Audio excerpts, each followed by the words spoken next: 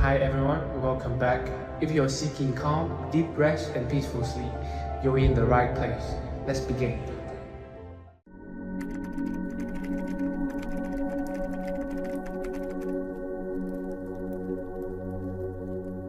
Welcome, friend, to another journey together. Tonight, you're about to uncover ancient wisdom that has guided seekers toward inner peace for thousands of years. If you'd like, feel free to share what time it is and where you're listening from. I'll be reading a selection of profound Zen stories, tales that reveal the timeless secrets of mental freedom and emotional release. These aren't ordinary bedtime stories. Each one carries a powerful teaching, carefully passed down by enlightened masters who understood something essential: that true peace doesn't come from changing our circumstances, but from changing how we relate to them. The Buddha once said, "The mind is everything. What you think, you become." As we move through these stories together, you'll begin to see how this simple truth can reshape your relationship with stress, anger, and the endless craving for more. As you listen, something subtle may begin to shift. The tightness of worry may start to soften. The restless chatter of thought may quiet. Slowly, you may feel yourself settling into a deeper sense of understanding and rest. These teachings have been whispered through temple halls, echoed in moments of silence, and carried gently across generations. Each story holds a key. Some open doors where anger loses its grip. Others lead to spaces where the craving to possess dissolves. And some unlock the deep stillness of presence itself. So now, settle in. Let your body sink into the support beneath you. Take one conscious breath, and as you exhale, know that these teachings have been waiting patiently for you. This is the story of the monk and the frozen waterfall. In the depths of winter, when snow blanketed the mountain peaks and the air cut sharp as crystal, Master Dogen found himself traveling through a remote mountain pass. The path wound through ancient pines heavy with snow, their branches creating a cathedral of white silence. As he rounded a bend in the trail, he came upon an extraordinary sight: a monk sitting in perfect stillness before a magnificent frozen waterfall. The waterfall, which in warmer months would have cascaded down the cliff face in thunderous sheets of silver, now hung suspended like a curtain of ice. Massive icicles formed frozen columns from the rocky ledges above, creating a crystalline sculpture that caught and reflected the pale winter light. Before this frozen monument sat the monk, his dark robes stiff with accumulated ice, his breath forming small clouds in the frigid air. Master Dogen approached quietly, his footsteps muffled by the snow. The monk's posture was impeccable despite the cold, spine straight, hands folded in meditation position, eyes gazing steadily at the frozen cascade before him. Frost had formed on his eyebrows and beard, and his robes had grown white with ice crystals, yet he remained motionless as the waterfall itself. "What are you seeking here, brother?" Master Dogen asked gently, his voice carrying softly through the winter stillness. The monk's eyes remained fixed on the waterfall as he replied, "I wait for the waterfall to teach me about flow while being still. I have been here for days, studying this mystery. How can something maintain its essential nature even when all movement appears to have stopped?" Master Dogen nodded thoughtfully, understanding the profound question that had drawn this monk to sit in such harsh conditions. He looked at the frozen waterfall, then bent down and selected a smooth stone from beneath the snow. Without warning, he drew back his arm and hurled the stone directly at the wall of ice. The stone struck the frozen surface with a sharp crack that echoed through the canyon like a bell. The sound reverberated off the cliff walls, bouncing back and forth in a gradually fading symphony that seemed to awaken the entire mountain. Birds stirred in the trees above, and small chunks of ice tinkled down from the impact point. "Did you hear the waterfall's teaching?" Master Dogen asked, his eyes twinkling with quiet amusement. The monk tilted his head, listening as the echo continued to fade through the canyon. As the sound gradually diminished, something shifted in his awareness. His eyes widened, and suddenly he began to laugh, a deep, joyful sound that seemed to warm the frozen air around them. He stood up slowly, brushing ice crystals from his robes with stiff fingers. "It never stopped flowing," he said, with wonder in his voice. "Even in stillness, it was always moving towards spring. The water is there, beneath the ice, waiting. The flow continues, even when I cannot see it." Master Dogen smiled and bowed to the monk. "And what else did you hear in that echo?" The monk paused, still listening to the fading reverberations in his memory. I heard that I was the one who was truly frozen. The waterfall knew exactly what it was doing." Buddha's wisdom reminds us, nothing is permanent. Everything is subject to change. Being is always becoming. What emerges from this story is a profound teaching about the nature of patience and the hidden dynamism within apparent stillness. Why do we become impatient when life seems frozen, when progress appears halted, when our circumstances feel stuck? Zen Buddhism points to our fundamental misunderstanding of time and change. We perceive in linear fragments, this moment, then the next, missing the deeper currents that flow beneath surface appearances. The monk's vigil represents our common human experience of waiting. We sit before the frozen waterfalls in our lives, the career that isn't advancing, the relationship that feels stagnant, the spiritual practice that seems to yield no progress, the healing that takes longer than expected. We mistake temporary stillness for permanent stagnation, external pause for internal death. Consider how often throughout your day you encounter your own frozen waterfalls. The traffic jam that feels endless, the slow response to an important email, the gradual recovery from illness or disappointment. In these moments, do you recognize the flowing beneath the stillness, or do you become frozen yourself, rigid with impatience and frustration? Zen master Huangpo taught, "The foolish reject what they see, not what they think. The wise reject what they think, not what they see." The monk initially rejected what he saw, a frozen waterfall, in favor of what he thought it should be. Master Dogen's stone revealed that thinking itself was the obstacle to deeper seeing. The stone striking the ice serves as a metaphor for the sudden insights that can shatter our fixed perspectives. Sometimes wisdom comes not through gradual understanding, but through jarring moments that crack open our assumptions. The echo that followed represents how true insight reverberates through our entire being, changing not just our thoughts, but our fundamental way of perceiving. In Zen practice, we cultivate what might be called dynamic stillness, the recognition that even in the deepest meditation, when the body is motionless and the mind is quiet, tremendous activity is occurring. Cells are regenerating, the heart is beating, breath is flowing, consciousness is processing.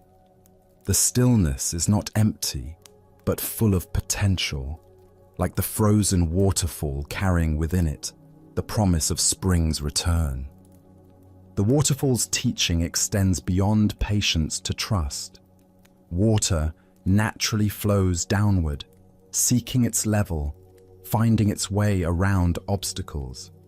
When winter comes, water doesn't fight the cold, it adapts, taking the form that conditions require while maintaining its essential nature.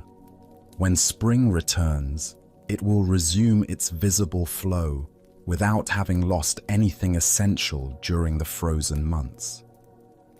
Tonight, as you consider the frozen waterfalls in your own life, can you sense the flow that continues beneath apparent stillness? Can you trust that the essential movement toward growth, healing, and awakening continues even when you cannot see evidence of progress? As the Buddha taught, drop by drop is the water pot filled. Likewise, the wise one, gathering it little by little, fills oneself with good. The waterfall teaches us that transformation happens both suddenly and gradually. Suddenly when we see clearly, gradually as conditions ripen toward change. Our next story reveals the subtle difference between perfection and presence. This is the tale of the tea master's empty cup. In the ancient art of tea ceremony, every movement carries meaning. Every gesture holds centuries of tradition. Master Seno had devoted his entire life to this practice, studying under the greatest teachers, perfecting each element until his ceremonies were renowned throughout the region. His reputation drew students from distant provinces, all seeking to learn the secrets of his flawless technique. One autumn morning, as golden leaves drifted past the windows of his tea house, Master Seno received an unexpected visitor. A Zen monk, travel-worn and humble, appeared at his door requesting nothing more than a moment of rest. Master Seno, always gracious to guests, saw an opportunity to share his art with someone who might truly appreciate its spiritual dimensions. "Honored monk," he said with a deep bow, "please allow me to prepare tea for you. I would be grateful for your presence at a ceremony." The monk accepted gratefully, settling onto the tatami mat with the simple ease of one accustomed to finding contentment in any circumstance.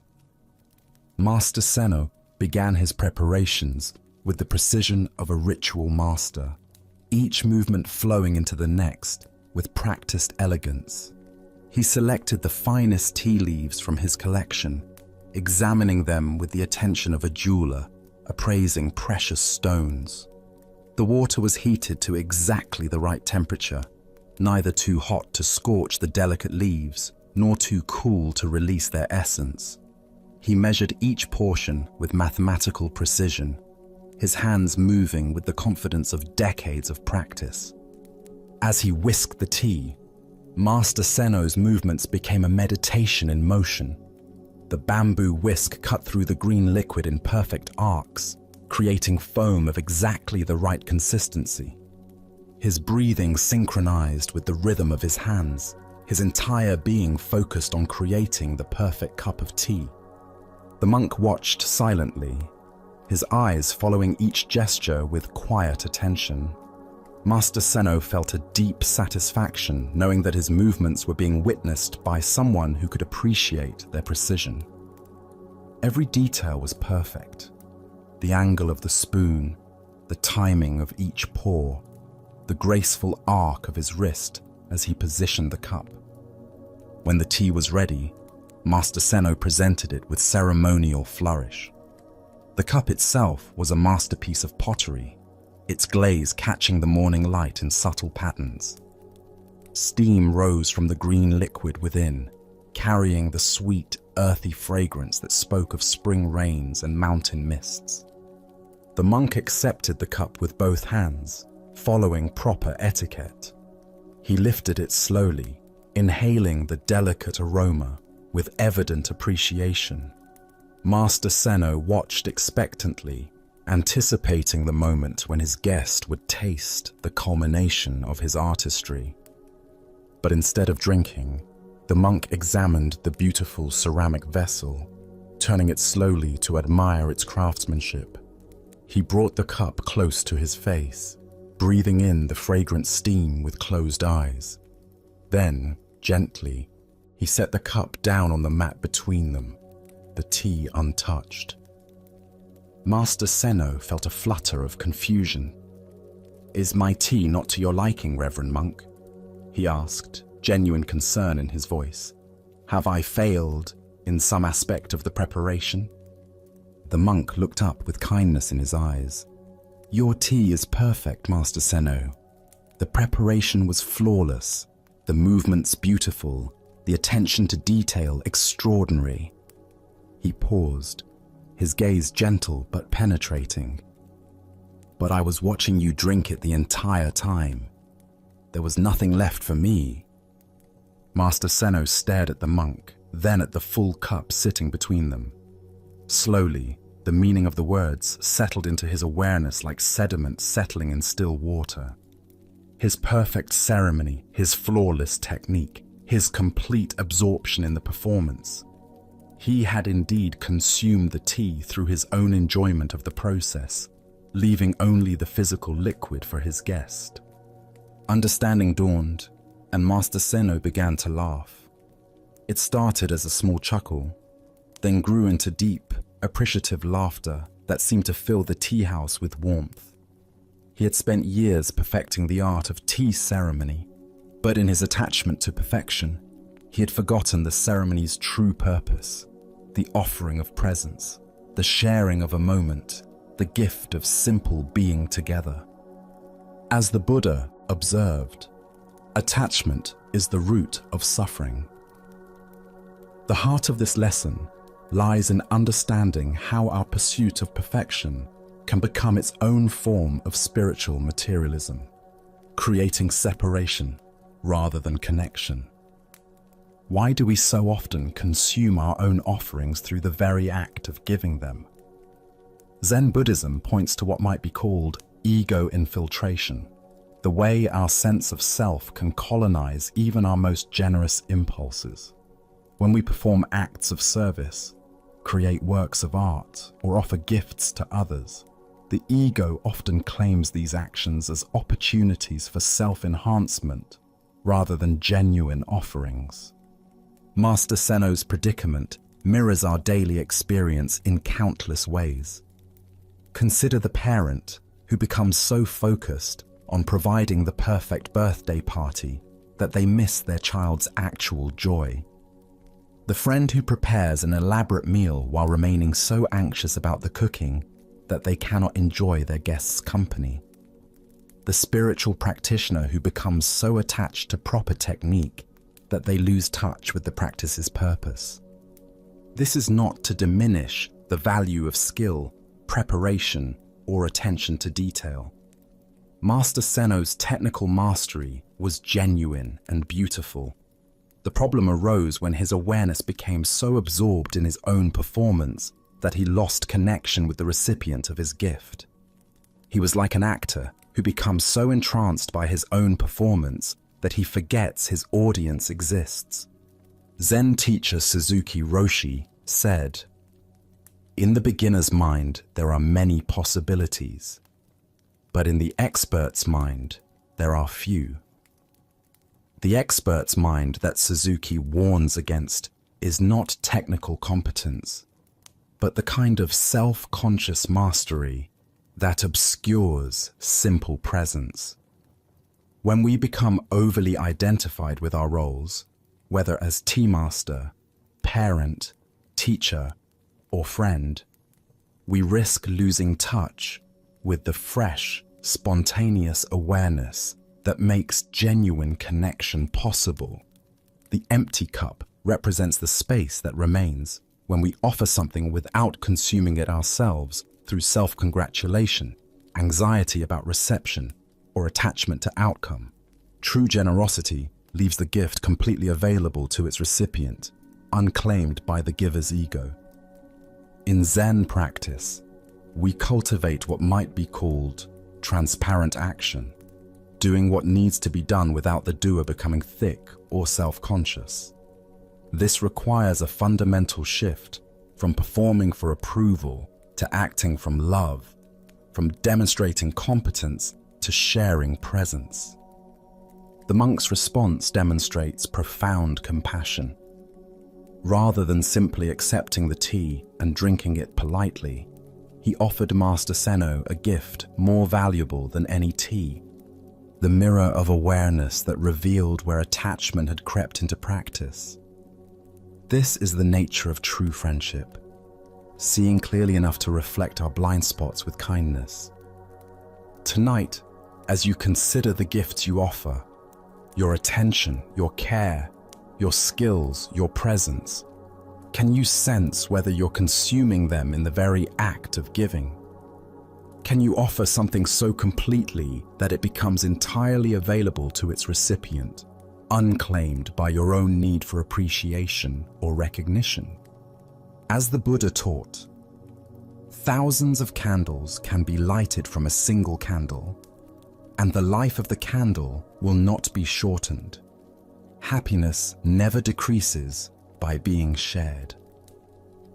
When we learn to give without consuming our own gifts, we discover that generosity multiplies rather than depletes us, leaving both giver and receiver nourished by the same offering. As we continue our journey through the wisdom of Zen Buddhism, we encounter a story about the courage to question convention. This is the tale of the student who swept backwards. In the mountain monastery of Engakuji, young Myoan had recently arrived to begin his training in the way of Zen. Like all new students, he was assigned simple tasks designed to cultivate mindfulness and humility.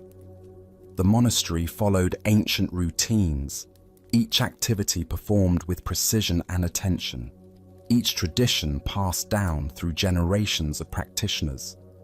Every morning before dawn, while the mountain mist still clung to the pine trees, and the first birds had not yet begun their songs, Myoan would rise with the other students to begin the daily cleaning of the monastery grounds. The courtyard was his responsibility, a large open space paved with smooth stones that led from the main gates to the Buddha hall at the center of the complex. The other students had taught him the proper way to sweep. Begin at the Buddha hall and work outward toward the gates, pushing leaves, dust, and debris away from the sacred spaces toward the periphery. This was the way it had always been done, they explained. The center must be kept pure, the sacred space protected from contamination. But Myoan, observing this practice each morning, felt something stir within him. Not rebellion, but genuine curiosity. As he swept, gathering autumn leaves and the dust of daily life, he began to wonder about the nature of this direction. Where exactly was he sweeping the dirt to? And what made one direction sacred and another profane? Day after day, he continued sweeping in the prescribed manner, but his questions grew stronger. If Buddha nature truly pervaded all things, as the teachings proclaimed, how could there be any direction that was away from the sacred? Was not the gate as holy as the altar? Were not the leaves as perfect as the polished floors? One morning, as the sun painted the mountain peaks with rose-colored light, Myoan made a decision that would change everything. Instead of beginning at the Buddha hall and sweeping outward, he started at the gates and swept inward, gathering leaves and dust toward the center of the monastery, toward the Buddha hall itself. The head monk, making his morning rounds to check on the students' work, stopped short when he saw what Myoan was doing. His face darkened with disapproval, and his voice cut through the morning air like a blade. "Student, what are you doing? You're bringing dirt toward the sacred space. The Buddha hall is where we keep our most precious statues, where we conduct our ceremonies. Sweep the debris away from the temple, not toward it." Myoan paused in his sweeping, leaning on the broom handle. He looked at the head monk with clear, untroubled eyes. "But Master," he replied quietly, "if Buddha nature is everywhere, as the teachings tell us, how can there be a direction that is away from the sacred? Is not the dust as much a manifestation of Buddha nature as the golden statue? Are not the fallen leaves as perfect as the polished altar?" The head monk's face flushed with anger. This was clearly insubordination, a dangerous questioning of established order. He raised his staff, the symbol of his authority, preparing to strike this impudent student who dared to challenge centuries of tradition. But as his arm reached the height of its swing, something extraordinary happened. The staff hung suspended in the air as the head monk's gaze fell upon the courtyard. Half of it had been swept in the conventional way by the other students, clean, proper, following tradition. The other half had been swept by Myoan toward the center, equally clean, equally orderly, but gathered in the opposite direction. Both halves were perfectly clean. Both reflected the same careful attention, the same devotion to the task. The only difference was the direction of the sweeping, and yet the result was identical. A courtyard free of debris, beautiful in its simplicity. The head monk's arm slowly lowered. He stood in silence, staring at the two halves of the courtyard, seeing in that moment the arbitrary nature of his own assumptions. The cleanliness was not in the direction of the sweeping, but in the quality of attention brought to the task. The sacredness was not in maintaining boundaries, but in recognizing the inherent perfection that exists everywhere. Without a word, he handed his staff to Myoan and asked to borrow the broom.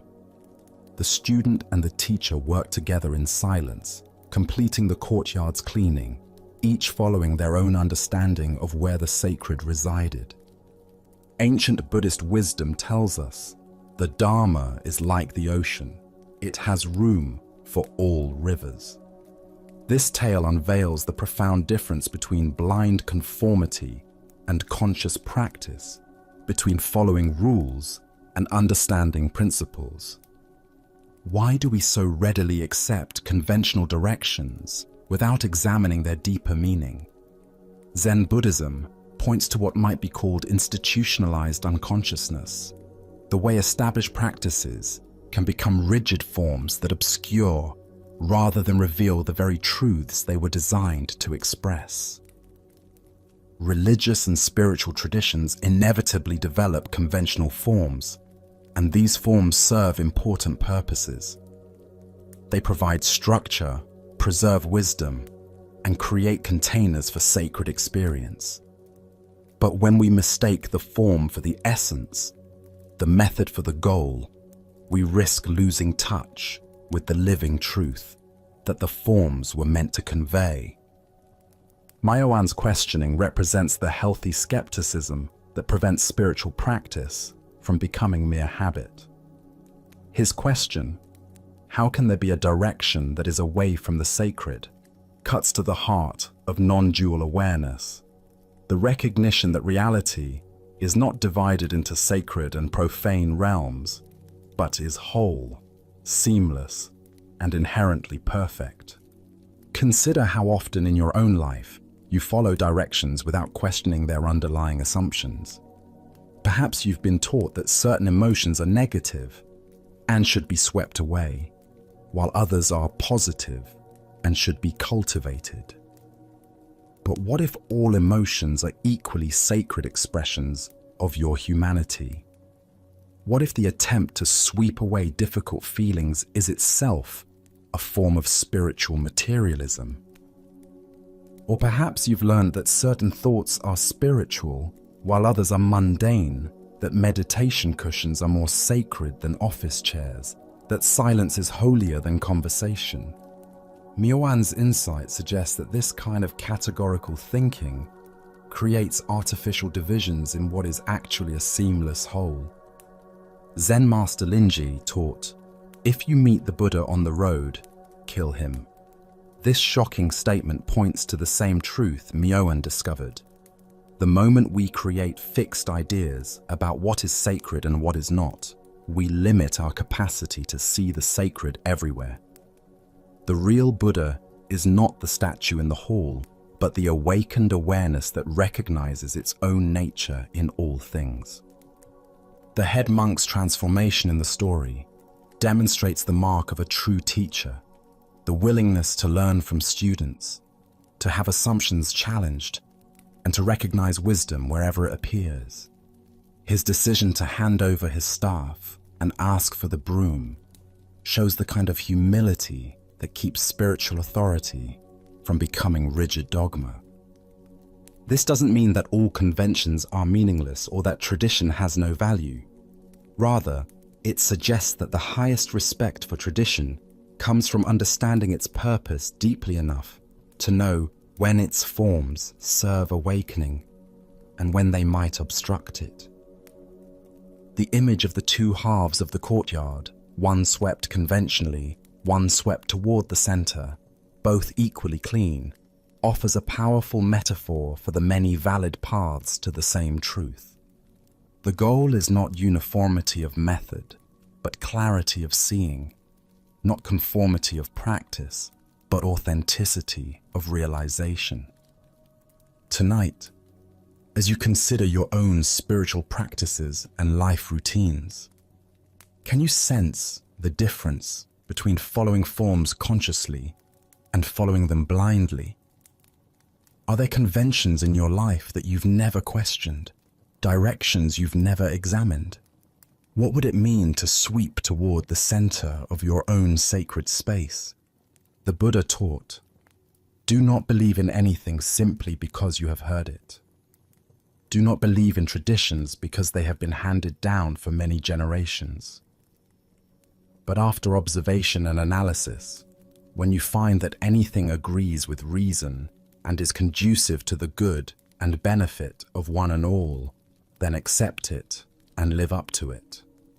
In questioning the direction of his sweeping, Myoan embodied this teaching, discovering that the sacred is not diminished by honest inquiry, but revealed by it. Let us now explore a story about the weight of our attachments. This is the teaching of the merchant's heavy coin. In the bustling merchant quarter of old Edo, where the streets hummed with commerce and the air carried the scent of spices from distant lands, lived a successful trader named Tanaka. His warehouses overflowed with silk, tea, and precious metals. His ships sailed to ports across the known world, bringing back treasures that filled his coffers with gold. By all external measures, he had achieved the prosperity that so many dreamed of. Yet prosperity had brought an unexpected burden. Tanaka's mind had become like a marketplace that never closed, filled with the constant chatter of buying and selling, profit and loss, opportunity and risk. Even in the quiet hours before dawn, his thoughts raced through inventories and calculations, sailing schedules and market fluctuations. He had heard of Master Bankei, whose teachings drew people from all walks of life, farmers and nobles, artisans and scholars. Some said the master could bring peace to even the most troubled mind. Desperate for relief from his mental torment, Tanaka closed his shop early one afternoon and made his way to the humble temple where Bankei taught. The temple was a study in simplicity compared to the ornate merchant quarters. Bare wooden floors, paper screens that filtered golden afternoon light, and the subtle fragrance of incense created an atmosphere that felt like stepping into a different world. Tanaka found Master Bankei sitting quietly in the main hall, his presence radiating the kind of calm that the merchant had forgotten existed. "Master," Tanaka said, bowing deeply, "I have come seeking your guidance. I am a successful merchant, blessed with prosperity, but I find that meditation is impossible for me. My mind is always occupied with business concerns. No matter how I try to quiet my thoughts, they return immediately to matters of trade and profit. How can someone like me ever find peace?" Master Bankei regarded the troubled merchant with compassionate eyes. "Show me this busy mind," he said simply. Tanaka looked confused. "Well, right now, I'm thinking about a shipment of silk that should arrive tomorrow from the southern provinces. The weather might delay it, which would affect the price. And I'm concerned about the cost of rice this season. It's affecting my workers' wages. Then there's the question of whether my assistant in the warehouse can be trusted with the accounting. Just yesterday, I noticed discrepancies in the inventory that—" "Stop," Master Bankei said gently, raising his hand. The merchant's stream of words ceased abruptly. Master Bankei reached into his simple robe and withdrew a small gold coin, placing it on the low wooden table between them. The coin caught the afternoon light, gleaming against the dark wood. "Is this coin heavy?" the master asked. Tanaka reached out and picked up the coin, weighing it in his palm. It was well made, with crisp edges and the feel of pure gold, but physically it was quite small. "No, master, it's quite light, perhaps the weight of a few flower petals." Master Bankei nodded slowly. "Then why does it weigh so much in your mind?" The question hung in the air like incense smoke. Tanaka stared at the small coin resting in his palm, feeling its modest physical weight. But even as he held it, his mind began its familiar dance. This coin could buy a bolt of silk, or feed a family for a week, or be invested in a trading venture that might double its value. The physical coin was light, but the web of associations, possibilities, and concerns that surrounded it in his mind was enormously heavy. Gradually, Tanaka felt his shoulders relax as understanding dawned. The weight was not in the gold, but in his grasping. The coin itself was innocent, just metal shaped by human hands. The burden came from all the stories he told himself about what it meant, what it could become, what he might lose if he didn't handle it properly. He sat in silence, the light coin resting in his palm, feeling for the first time in years the difference between the thing itself and his mental elaborations about it. The revelation was so simple and so profound that he began to laugh softly, not at the absurdity of his situation, but at the elegance of the teaching. The Buddha taught, "You are what you think. All that you are arises with your thoughts. With your thoughts, you make your world." The deeper teaching here shows us how our relationship to objects and circumstances creates our experience of heaviness or lightness, burden or freedom. Why do we allow light things to become heavy in our minds? Zen Buddhism explains that the weight comes not from objects themselves, but from what we add to them through our mental processes. The merchant's gold coin demonstrates this perfectly. Physically insignificant, mentally enormous. Consider your own relationship to the coins in your life. Perhaps it's your bank account balance, which is just numbers on a screen, but carries the weight of security, status, and survival fears. Or your job title, which is just words on a business card, but bears the burden of identity, self-worth, and social acceptance. Or your physical appearance, which is just the arrangement of cells and chemistry, but carries the weight of approval, attraction, and belonging needs. Each of these things has a simple direct reality: numbers, words, biological processes. The heaviness comes from the elaborate mental structures we build around them, the stories of what they mean, the fears of what might happen if we lose them, the endless comparisons with others, the fantasies of what having more might bring. Zen master Yunmen said, "Medicine and sickness heal each other. The whole earth is medicine." The medicine for the merchant's heavy mind was not to get rid of his gold coins, but to see them clearly without the added weight of mental fabrication. This teaching points to a fundamental principle in Zen practice. The problem is not in our circumstances, but in our relationship to our circumstances. The merchant didn't need to renounce his wealth or abandon his business. He needed to discover the difference between necessary practical thinking and compulsive mental elaboration. Look deeply at your own experience. How much of your mental suffering comes from the actual weight of your responsibilities, and how much comes from the stories you tell yourself about those responsibilities? When you worry about tomorrow's meeting, is the weight in the meeting itself or in your projections about what might go wrong? When you feel burdened by your relationships, is the weight in the people themselves or in your expectations and interpretations? The Buddha said, "Pain is inevitable, suffering is optional." The merchant's situation illustrates this perfectly. Running a business involves genuine challenges and requires real attention. This is the inevitable pain of engagement with the world. But the constant mental churning, the endless worry loops, the weight of compulsive thinking, this is the optional suffering that comes from not seeing clearly. In Zen practice, we learn to work with what might be called functional thinking versus proliferating thinking. Functional thinking is direct, purposeful, and practical. The shipment arrives tomorrow. I need to prepare the warehouse. Proliferating thinking is elaborate, repetitive, and often anxious. What if the shipment is delayed? What if the quality is poor? What if this affects my reputation? What if... The gold coin teaching offers a practical method for recognizing when thinking has become proliferative. When you notice mental heaviness, you can ask, what is the actual weight of the situation?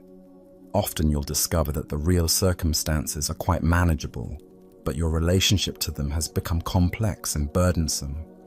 Tonight, as you notice your mind gravitating toward the heavy coins in your life, the concerns, responsibilities, and challenges that seem to weigh so much, can you distinguish between their actual weight and the weight you add through mental elaboration? Can you hold them lightly, like the merchant learning to feel the true weight of gold? As the Buddha taught, holding on to anger is like picking up a hot coal with the intent of throwing it at someone else. You are the one who gets burned. The same principle applies to all our mental coins. The weight is not in the gold, but in the grasping. When we learn to hold our circumstances lightly, we discover that even the heaviest responsibilities can be carried with grace. Now, let us turn to a story about the essence beyond form. This is the tale of the master who forgot how to bow. Master Sengai had devoted 70 years of his life to the practice of Zen. He had trained under illustrious teachers, mastered the ancient texts, and guided countless students toward awakening. His reputation for wisdom and compassion had spread throughout the land, drawing visitors from distant provinces who sought his guidance. But as often happens with great age, his memory had begun to fade in small ways, creating moments of confusion that would have embarrassed a younger man. On this particular morning, the meditation hall was filled with an unusual gathering. Along with the regular community of monks and lay practitioners, a delegation of government officials had arrived to pay their respects to the venerable master. These were men of importance, accustomed to ceremony and proper protocol, who had come to honor the monastery with their presence and, not incidentally, to be seen honoring it. The morning ritual began as it had for centuries. Students and visitors filed into the meditation hall, taking their places on cushions arranged in precise rows. The ancient wooden floors creaked softly under the weight of so many bodies, and the air carried the familiar scent of incense mixed with the morning mist that drifted through the paper screens.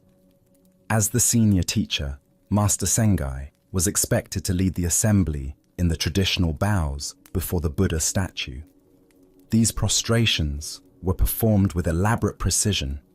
a full prostration to the floor, hands placed just so, the timing synchronized with the rhythm of wooden blocks struck by the temple attendants. It was a ritual he had performed thousands of times, a dance of reverence so deeply embedded in muscle memory that it should have been automatic. But as Master Sengai approached the front of the hall, something strange happened. He paused before the golden Buddha statue, his hands beginning to move into the familiar position, then stopping uncertainly. He looked at his hands as if they belonged to someone else, then glanced around at the assembled practitioners who were waiting for his lead. The younger monks watched with growing concern as their revered teacher stood motionless, clearly struggling to remember the proper form. Some of the visiting officials shifted uncomfortably on their cushions, whispering among themselves. The moment stretched on, becoming increasingly awkward as the entire assembly waited for Master Sengai to begin the ceremony. One of the visiting dignitaries, a man accustomed to having his own importance acknowledged, could not contain himself. In a voice loud enough for everyone to hear, he whispered to his companion, "How shameful. The master has forgotten the Dharma. How can someone who claims to be enlightened forget such basic practices?" Master Sengai's hearing, though aged, was still sharp enough to catch these words. He turned toward the voice with a gentle smile, showing no trace of embarrassment or offense. Instead of attempting to fumble through the traditional bows or asking for assistance, he did something completely unexpected. He walked slowly to the center of the meditation hall, where everyone could see him clearly. There, he simply stood quietly with his hands resting naturally at his sides, his posture upright but relaxed, his breathing calm and steady. The morning light filtering through the paper screens seemed to illuminate his weathered face. And in that moment, his very presence filled the hall with a quality of peace that was more profound than any formal ceremony. "I have forgotten how to bow," he announced to the entire assembly, his voice carrying easily through the sudden silence. "But I have not forgotten how to be grateful." The effect of these words was immediate and transformative. The hall fell into a silence so complete that even the birds outside seemed to pause in their singing. In that moment of perfect stillness, Master Sengai's simple standing became more eloquent than 1,000 perfect prostrations. His presence itself was a teaching more profound than any formal demonstration of religious protocol. The visiting officials, who moments before had been whispering their criticism, found themselves profoundly moved. The younger monks, who had been worried about their teacher's lapse in memory, suddenly understood that they were witnessing something far more valuable than correct technique. In forgetting the form, Master Sengai had revealed the essence that the form was meant to express. He stood there for several more moments, his very being radiating the gratitude he had spoken of. Gratitude for the morning light, for the assembly gathered in practice, for the breath moving through his aged body, for the simple miracle of being present in this moment. His stillness was not empty, but full, not a failure to act, but a perfect expression of what lies beyond all actions. Buddha spoke of this when he said, "Better than 1,000 hollow words is one word that brings peace." This story points us toward understanding the relationship between spiritual form and spiritual essence, between religious protocol and authentic realization. Why do we sometimes become so attached to spiritual forms that we lose touch with their purpose? Zen Buddhism explains that practices and rituals serve as fingers pointing at the moon, valuable as long as we remember they're meant to direct our attention towards something beyond themselves. The danger comes when we mistake the finger for the moon, the method for the goal. Master Sengai's failure to bow correctly became a teaching about the difference between performing gratitude and being grateful. Consider how often in your own life you might go through the motions of spiritual practice, meditation, prayer, study, while losing touch with the spirit that gives these practices meaning. Have you ever found yourself more concerned with doing meditation correctly than with the awareness that meditation is meant to cultivate? The criticism from the visiting official represents the voice of spiritual materialism, the tendency to judge spiritual worth by external markers rather than internal realization. This voice exists not just in others, but within ourselves, constantly measuring our practice against idealized standards, worried more about appearing spiritual than being authentic. Look deeply at your own experience. How often do you find yourself performing spirituality rather than embodying it? Perhaps you've sat in meditation worried more about maintaining perfect posture than cultivating present moment awareness, or attended religious services more concerned with being seen as devout than with opening your heart, or engaged in acts of service while secretly hoping for recognition rather than simply responding to what's needed. Master Sengai's response demonstrates what Zen calls great faith, not belief in doctrines, but trust in the essential nature that exists prior to all forms. When he forgot how to bow, he didn't panic or try to fake his way through the motions. Instead, he trusted that his authentic presence was itself a complete expression of reverence.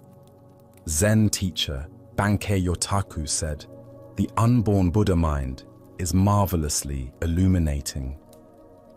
What Master Sengai revealed in his simple standing was this unborn mind, the awareness that doesn't depend on memory, technique, or performance, but shines through authentic presence. This teaching extends far beyond formal spiritual practice to every aspect of daily life. How often do we get caught in the protocols of social interaction while losing touch with genuine connection? We remember the right words to say in professional meetings, but forget how to truly listen. We follow the expected behaviors in relationships, but lose touch with authentic care. We perform the roles that society expects while becoming strangers to ourselves. The transformation that occurred in the meditation hall demonstrates the power of what might be called transparent authenticity. When someone drops all pretense and simply shows up as they are, it creates space for others to do the same. Master Sengai's admission that he had forgotten how to bow gave everyone permission to acknowledge their own moments of confusion, their own struggles with spiritual perfectionism. His declaration that he had not forgotten how to be grateful points to the essence that underlies all spiritual practice. Gratitude is not a technique to be learned, but a recognition of what's already present. It doesn't require memory, because it arises spontaneously when we truly see our circumstances. It doesn't need perfect expression, because it is itself the perfection we seek. The image of Master Sengai standing simply in the morning light, his presence filling the hall with peace, offers a powerful teaching about what Zen calls just sitting. In Shikantaza, the practice of just sitting, we discover that meditation is not something we do, but something we are. Enlightenment is not a state we achieve, but our natural condition when we stop trying to be something other than what we are. This doesn't mean that forms and practices are meaningless. The traditional bows, the meditation postures, the chanted prayers, All of these can be valuable supports for spiritual development, but they serve their highest purpose when they help us discover the essence that doesn't depend on form, the gratitude that doesn't require technique, the peace that exists prior to all practices. Tonight, as you consider your own spiritual journey, can you sense the difference between performing practice and being present? Are there forms in your life that have become rigid, techniques that have become obstacles to the very awareness they were meant to cultivate? What would it mean to forget how to bow, but remember how to be grateful? As the Buddha taught, believe nothing, no matter where you read it or who said it, no matter if I have said it, unless it agrees with your own reason and your own common sense. Master Sengai's teaching emerges not from perfect memory or flawless technique, but from the common sense of an awakened heart that recognizes gratitude as the most natural response to existence itself. In forgetting the form, he remembered the essence. In releasing the protocol, he revealed the presence that all protocols are meant to serve. His simple standing became a gesture more profound than any prostration, because it arose not from habit or expectation, but from the spontaneous expression of what he truly was, a human being awake to the miracle of being alive.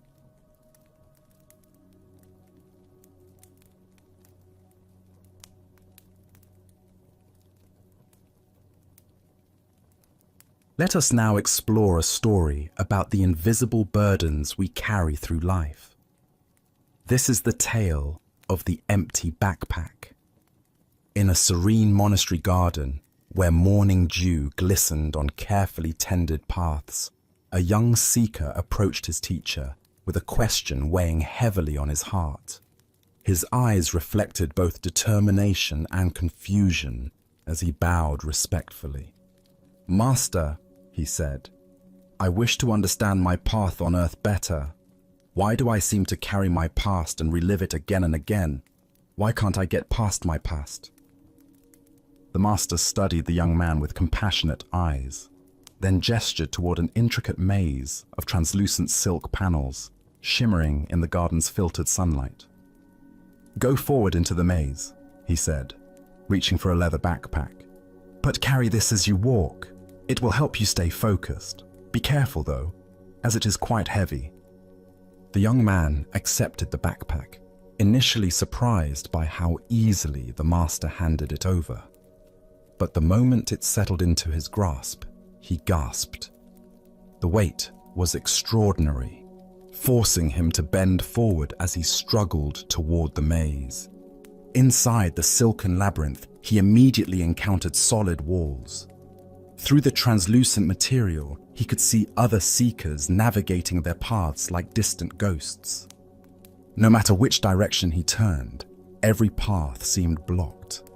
Exhausted, he sat down to think. "Others are clearly ahead of me," he thought. "Should I cheat and crawl under the silk?" After wrestling with these thoughts, he chose integrity. As he stood with renewed resolve, an opening magically appeared. Progress felt rewarding until he faced another wall. This time, good intentions yielded no results. The backpack's weight became unbearable, cutting into his shoulders. What could be so heavy yet feel so soft? Overcome with curiosity, he removed the pack and peered inside. It was completely empty. Yet when he lifted it again, the weight remained undeniable. As he placed it back on his shoulders, a voice whispered clearly, "Look inside of you, young man, for the weight lies there." Suddenly, memories flooded his consciousness. His childhood tormentors, accumulated hurts, and resentments carried for years. As he relived each painful experience, the backpack grew heavier. Then understanding dawned. "I am the weight. I carry the burden of that which troubles me. With this insight, he began the work of forgiveness. I forgive you, wherever you are, he found himself saying. Immediately, the pack lightened and new pathways opened. As sunlight warmed his face, and he remembered moments of love. The weight continued diminishing until the backpack felt weightless. Finally, surrounded by solid silk walls, he sat in meditation. I am the light and the way. I recognize that I was the impediment, not anyone else. At these words, his feet began rising from the earth. He floated above the maze, seeing how others remained trapped by darkness in their own packs. With a thought, he found himself beside his teacher outside the labyrinth. Master, he said, his face radiant, I discovered that my darkness caused my weight, and my lightness freed me to fly. The master smiled knowingly. What do you feel, young one? Do you feel freed? Without waiting for an answer, he walked away. Buddha's wisdom reminds us, holding on to anger is like grasping a hot coal with the intent of throwing it at someone else. You are the one who gets burned. This ancient teaching illuminates the profound truth revealed in the empty backpack story. We are the creators of our own burdens. What emerges from this tale is recognition that our past does not imprison us. Our relationship to our past does. The young seeker discovered that suffering came not from what others had done, but from his unwillingness to release those experiences. The empty backpack represents the invisible weight of unprocessed emotions and unhealed wounds we carry through life. Why do we cling so tenaciously to our pain? First is our identification with wounds. We derive identity from grievances, thinking, I am someone who was wronged, rather than, I experienced wronging, but I'm not defined by it. Second is our addiction to the familiar. Even painful emotions become comfortable because they're known. Third is our misunderstanding of forgiveness, believing it means condoning harmful behavior rather than freeing ourselves from resentment's prison. Consider how this plays out daily. The colleague who received credit for your idea still triggers anger. The parent who criticized you decades ago still influences your self-talk.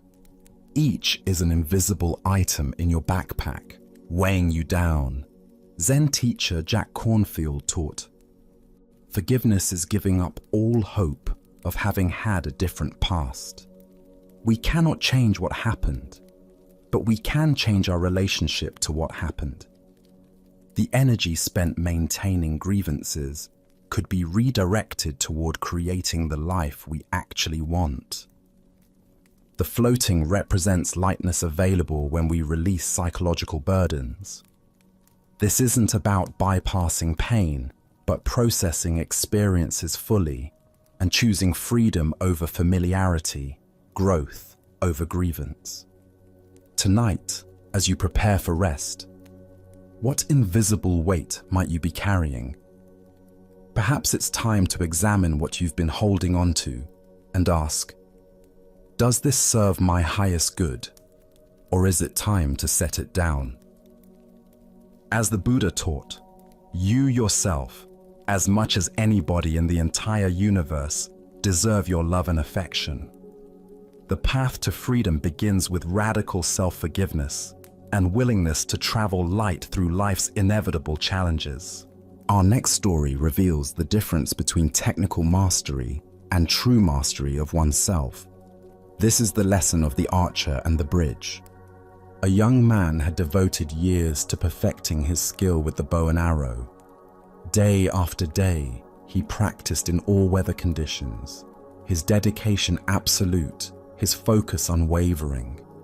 His technique became flawless, his aim so precise that he rarely missed his target, even at great distances.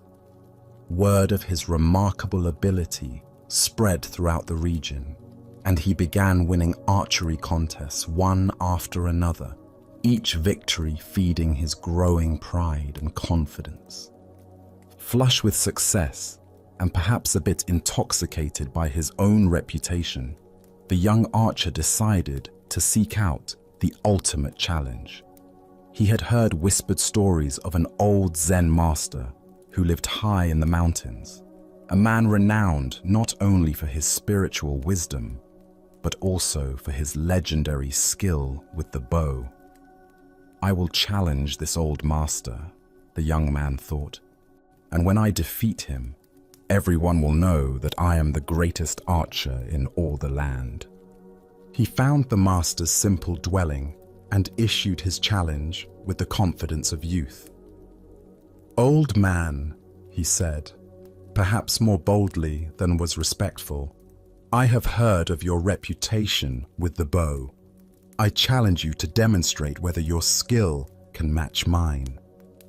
The master, ancient eyes twinkling with quiet amusement, simply nodded his acceptance.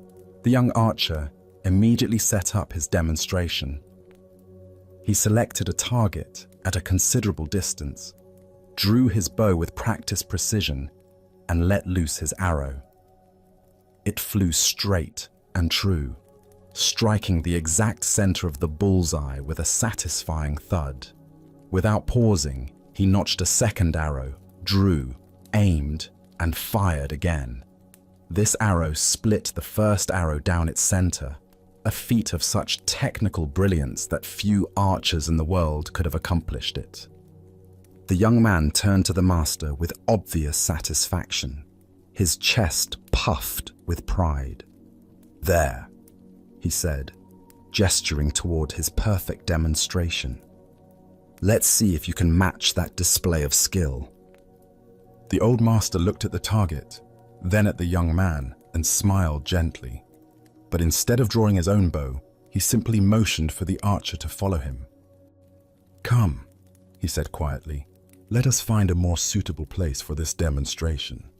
Curious about what the old man had in mind, and confident that no location could diminish his superior abilities, the young archer followed the master up a winding mountain path. They climbed higher and higher, the air growing thinner, the path more treacherous, until finally they reached a place where the mountain was split by a deep chasm. Spanning this terrifying gap was a single fallen log, weathered and narrow, that served as a bridge between the two sides. Far below, so far that the bottom disappeared into shadow, the chasm yawned like a hungry mouth. The slightest misstep would mean certain death. Without a word, the old master calmly stepped out onto this precarious bridge. His movements were unhurried, graceful, completely at ease despite the mortal danger. When he reached the center of the log, where it sagged slightly and swayed with his weight, he paused and turned to face a distant tree on the far side of the chasm. Drawing his bow with the same casual precision he might use in his own garden, the master took aim and released his arrow. It flew across the void and struck the distant tree with a clean, direct hit. Not necessarily more accurate than the young man's shots, but accomplished under conditions that would challenge even the most seasoned warrior. The master then gracefully stepped back onto solid ground and gestured toward the log bridge. "Now it is your turn," he said simply. The young archer approached the edge of the chasm and looked down into the seemingly bottomless abyss. His mouth went dry, his palms began to sweat, and his legs trembled beneath him. The very thought of stepping onto that narrow, unstable bridge filled him with paralyzing terror. The technical skill that had made him so confident suddenly seemed irrelevant in the face of this primal fear. He tried to force himself forward, but his body refused to obey. His hands shook so violently that he couldn't even grip his bow properly, much less aim with any precision. The steady breathing and focused concentration that had served him so well in controlled conditions completely abandoned him. The master watched this struggle with compassionate understanding. "You have developed great skill with your bow," he observed gently, "but you have little skill with the mind that lets loose the shot." As the Buddha taught, the mind is everything. What you think, you become. This ancient wisdom illuminates the difference between mastery of technique and mastery of the mind that employs the technique. Why do we so often mistake technical proficiency for true mastery? Zen Buddhism points to our tendency to focus on external accomplishments while neglecting the inner development that makes those accomplishments meaningful. We perfect our skills in controlled environments, but discover our limitations when facing uncertainty, danger, or genuine challenge. The young archer had indeed achieved remarkable technical skill, but only under ideal conditions. When his environment changed, when fear entered the equation, when the stakes became real, when his sense of safety was threatened, his carefully cultivated abilities disappeared entirely. His mastery was revealed to be shallow, dependent on external circumstances rather than inner stability. Consider your own areas of expertise. How does your competence hold up under pressure? When faced with genuine stakes, unfamiliar circumstances, or emotional challenges, do your skills remain intact, or do they crumble like the young archer's confidence on the bridge? In Zen practice, we cultivate what might be called unshakable presence, the ability to remain centered and effective regardless of external conditions. This doesn't mean eliminating fear or challenge, but developing the inner stability that allows us to function skillfully even when afraid, uncertain, or under pressure. The master's demonstration wasn't about showing superior archery skills. It was about revealing the profound difference between skill that depends on perfect conditions and skill that emerges from inner mastery. His arrow didn't need to be more accurate than the young man's. It simply needed to be released from a place of genuine equanimity. Zen Master Bankei taught, "The unborn Buddha mind can handle any situation." This points to a quality of awareness that remains constant, whether we're shooting at safe targets or standing on precipices. It's the difference between confidence that comes from controlling our environment and confidence that comes from trusting our ability to respond wisely to whatever arises. The Buddha said, "Better than 1,000 hollow words is one word that brings peace." One arrow shot from genuine presence and inner stability has more value than 1,000 arrows shot from ego and carefully controlled conditions. True mastery reveals itself not in perfect circumstances, but in our ability to maintain our center when everything around us is uncertain. Look deeply at your own relationship to challenge and fear. Where in your life do you perform well in safe, controlled environments but struggle when stakes are raised or conditions become unpredictable? This isn't a failure. It's simply information about where your practice needs to deepen. Tonight, as you consider the various skills and competencies you've developed, can you distinguish between those that depend on perfect conditions and those that remain stable under pressure? Can you sense the difference between the confidence that comes from avoiding challenge and the confidence that comes from meeting challenge with presence? Buddha's wisdom reminds us, chaos is inherent in all compounded things. Strive on with diligence. Life is the bridge over the chasm, uncertain, sometimes frightening, always requiring us to find our balance, not in the safety of solid ground, but in our ability to remain centered while walking through space. True mastery isn't about perfect aim. It's about maintaining our equilibrium, no matter where we find ourselves standing. Let us continue our journey with a story about the unexpected wisdom found in laughter and the suffering we create through taking ourselves too seriously. This is the tale of the monk who discovered his true teacher. In a remote mountain monastery in ancient China, there lived a young monk who approached his spiritual practice with tremendous intensity. Every morning before dawn, he would rise for meditation, sitting in perfect posture for hours without moving. He studied the Buddhist texts with scholarly precision, memorizing sutras and debating philosophical points with fierce concentration. His fellow monks often remarked on his seriousness and dedication to the Dharma. One crisp autumn morning, while studying a particularly complex passage about the nature of emptiness, the young monk encountered something that completely baffled him. The text seemed to contradict everything he thought he understood about Buddhist philosophy. The words appeared clear enough individually, but their meaning together seemed to dissolve into paradox the moment he thought he grasped it. Determined to understand, he carefully marked the passage and made his way to the master's quarters. The old teacher sat in his simple room, sunlight streaming through paper windows, creating patterns of light and shadow on the wooden floor. "Venerable master," the monk said, bowing deeply, "I have encountered a teaching that I cannot comprehend. Could you please illuminate its meaning for me?" He recited the passage with careful precision, explaining his confusion and the various interpretations he had considered. The master listened attentively, nodding occasionally, his expression thoughtful and engaged. When the young monk finished his earnest explanation, something unexpected happened. The master's face suddenly broke into a broad smile, then quiet chuckling, and finally erupted into hearty, uncontrollable laughter. His whole body shook with mirth, tears streaming down his weathered cheeks. The monk stood frozen, completely bewildered. This was not the response he had anticipated.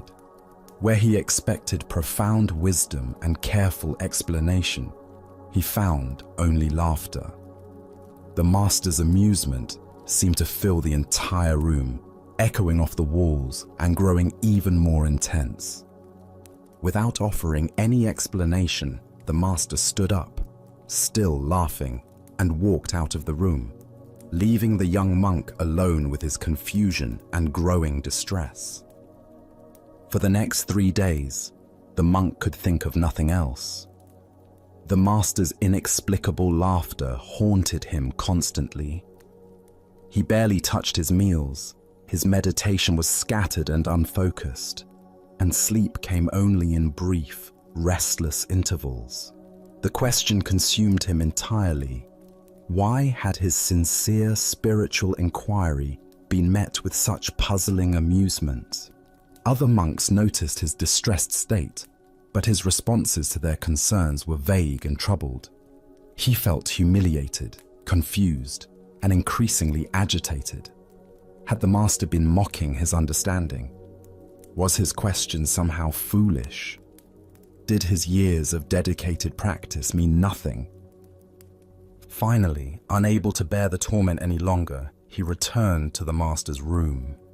This time, he didn't bow or recite passages. Instead, he spoke directly from his heart. "Master, for 3 days I have been deeply disturbed by your reaction to my question. I cannot eat, sleep, or meditate properly. Please tell me, why did you laugh at my sincere seeking? Have I done something wrong?" The master's expression became gentle and compassionate. He gestured for the young monk to sit beside him, then spoke with quiet clarity. "Monk, do you know what your problem is?" the master asked kindly. "Your problem is that you are worse than a clown." The words hit the young monk like a physical blow. His eyes widened in shock and dismay. "Venerable sir, how can you say such a thing? How can I be worse than a clown? I have dedicated my life to spiritual practice, to understanding the Buddha's teachings. I have sacrificed worldly pleasures and pursued wisdom with complete sincerity. How can you compare me to a mere entertainer?" The master smiled warmly and explained, "A clown's greatest joy comes from making people laugh. When others laugh, the clown feels fulfilled and happy. His entire purpose is to bring lightness and joy to the world. But you, when another person laughs, you feel disturbed, upset, and tormented. Tell me, are you not worse than a clown?" At these words, understanding dawned like sunrise breaking through clouds. The young monk saw immediately how his attachment to being taken seriously had created his suffering. He had been so invested in his image as a dedicated practitioner that he couldn't receive the master's joy. The laughter hadn't been mockery. It had been pure delight at the beauty of the Dharma expressing itself through paradox. In that moment of recognition, the monk began to laugh. First quietly, then with growing freedom and joy. He laughed at his own seriousness, at his attachment to understanding, at the beautiful absurdity of seeking enlightenment so grimly. His laughter joined with the master's from 3 days earlier, and in that shared joy, understanding flowered naturally. As the Buddha observed, if you light a lamp for somebody, it will also brighten your path. The heart of this lesson lies in recognizing how our reactions to others reveal the state of our own minds. Why do we become disturbed when others express joy in ways we don't understand? Zen Buddhism points to several patterns that create this type of suffering. First is our attachment to being understood and validated. The young monk's disturbance stemmed not from the master's laughter itself, but from his need for his question to be received with the seriousness he felt it deserved. Second is our identification with our spiritual image. When we become attached to being seen as sincere seekers, dedicated practitioners, or wise students, we lose the spontaneity and openness that allows genuine learning. The monk's investment in his identity as a serious practitioner made him unable to receive the teaching that was being offered through laughter. Third is our limited understanding of how wisdom can be transmitted. We expect spiritual teaching to arrive in familiar forms, solemn explanations, careful analysis, traditional formats. But enlightenment often comes through unexpected doorways. A master's laughter, a child's innocent question, the sound of a bell, or a moment of complete ordinariness. Consider how often we miss teachings because they don't match our expectations. Perhaps someone's casual comment contains exactly the insight we need, but we dismiss it because the person seems less knowledgeable than us. Maybe life presents us with lessons through situations we find annoying or people we consider frivolous. Zen teacher Suzuki Roshi said, "In the beginner's mind, there are many possibilities, but in the expert's mind, there are few." The young monk's expertise had become a barrier to learning. His certainty about how spiritual teaching should look prevented him from receiving the profound lesson being offered through unexpected laughter. The story points us toward a fundamental question. Are we seeking understanding, or are we seeking to be understood? Are we open to wisdom arriving in any form, or do we require it to validate our preconceptions? The master's laughter was a teaching about the joy inherent in the Dharma itself, the playful, spontaneous, beyond logic nature of awakened understanding. Tonight, as you encounter responses from others that don't match your expectations, can you remember the monk's revelation? Perhaps someone's laughter when you expected seriousness, their casualness when you hoped for depth, or their joy when you felt the situation called for gravity might contain teachings you haven't yet recognized.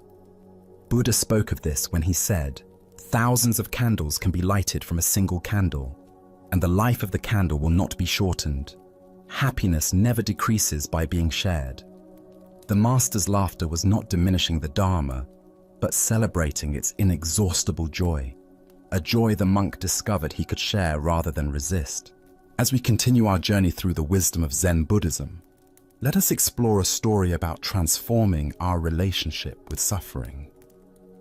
This is the tale of the salt and the lake. In a quiet monastery nestled among rolling hills, there lived an aging master, renowned for his patience and wisdom. Among his students was a young apprentice whose heart had become heavy with complaints about life's difficulties. Each morning, the apprentice would arrive with fresh grievances. "Master, why is life so hard? Yesterday, my meditation was disturbed by noise. Today, my back aches from the hard floor. When will this suffering end?" His voice carried the weight of someone who had catalogued every small discomfort until they had grown into an overwhelming burden. The master listened with infinite patience, but as days turned to weeks, he recognized that words alone would not shift his student's perspective. One crisp morning, as golden sunlight streamed through their simple dwelling, the master made an unusual request. "My dear student," he said gently, "I need you to go to the kitchen and bring me some salt. Just a handful will suffice." The apprentice, puzzled by this simple task, nonetheless obeyed.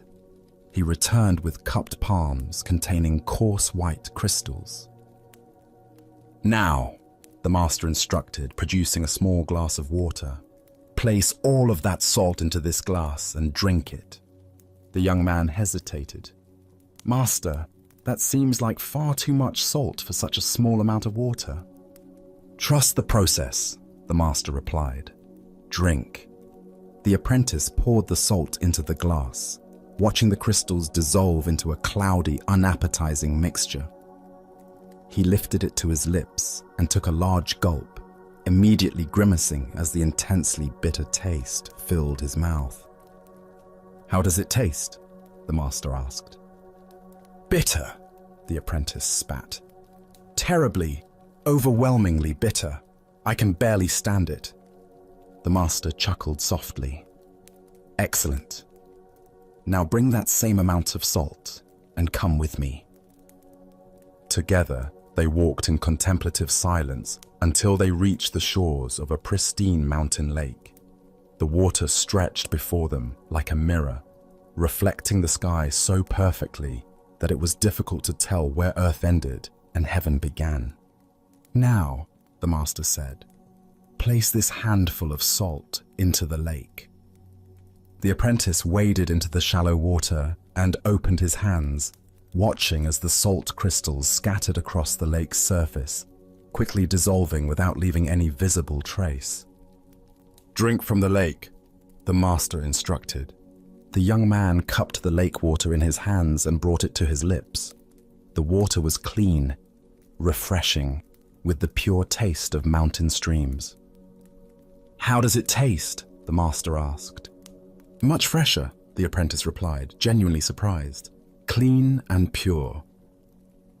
"Do you taste the salt?" the master inquired gently. The student paused, paying careful attention. "No," he said slowly. "I don't taste any salt at all." The master sat beside his student on a smooth stone at the water's edge. His weathered hands reached out to clasp the young man's hands in profound tenderness. "My dear student," the master said, "the pain of life is pure salt. No more, no less. The amount of pain in existence remains constant, but the amount of bitterness we experience depends entirely on the container we put that pain into." The apprentice listened with new understanding. "When you are in pain," the master continued, "the only thing you can truly control is your response. You can choose to be a small glass where every grain of salt overwhelms your senses. Or you can choose to enlarge your sense of things, to become like this vast lake where the same salt dissolves harmlessly into something much greater. The master paused. Stop being a glass, my friend. Become a lake. The Buddha once said, pain is certain, suffering is optional. This fundamental teaching reveals the heart of our relationship with difficulty. We cannot eliminate the challenges woven into human existence, but we have tremendous power over how that pain affects us. What emerges from this story is understanding about consciousness itself. Our awareness is not fixed in size. It can contract into the narrow confines of a glass, where every difficulty looms enormous. Or it can expand into the spaciousness of a lake, where the same difficulties become manageable. Why do we often choose to be the glass rather than the lake? First is our tendency toward pain myopia, becoming so focused on discomfort that it fills our entire awareness. Second is our habit of story proliferation, taking a single, painful event and creating elaborate narratives about how unfair life is. Third is the comparing mind, measuring our pain against an imaginary standard of how life should be. The lake perspective doesn't minimize genuine pain or suggest passivity. Rather, it offers a skillful way of relating to inevitable challenges that doesn't compound them with unnecessary suffering. From lake consciousness, we can respond to problems more creatively because we're not overwhelmed. Zen master Thich Nhat Hanh taught, "Thanks to impermanence, everything is possible." From the lake perspective, we remember that everything arises and passes away within the vast space of awareness. Today's crisis becomes tomorrow's memory. We become a lake through practices that naturally expand awareness. Meditation teaches us to rest in spacious presence.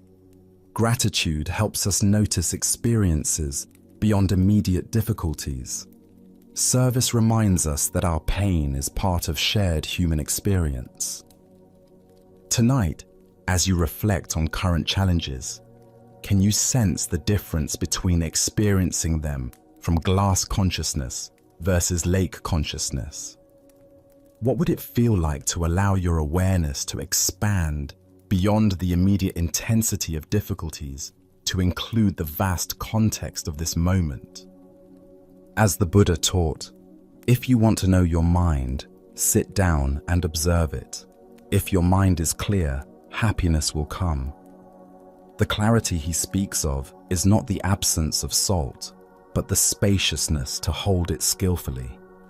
In becoming lakes rather than glasses, we discover that pain can become a gateway to deeper compassion and freedom. Let us continue with a story about the limits of understanding and the honesty of not knowing. This is the teaching of the Emperor and Master Gudo.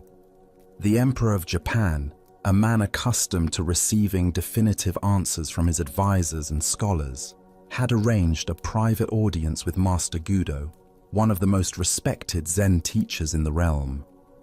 The Emperor came with genuine curiosity about spiritual matters, particularly questions about life, death, and what might lie beyond ordinary understanding. Seated in the formal chamber where matters of state were usually discussed, the Emperor felt comfortable posing even the most profound questions to this renowned master.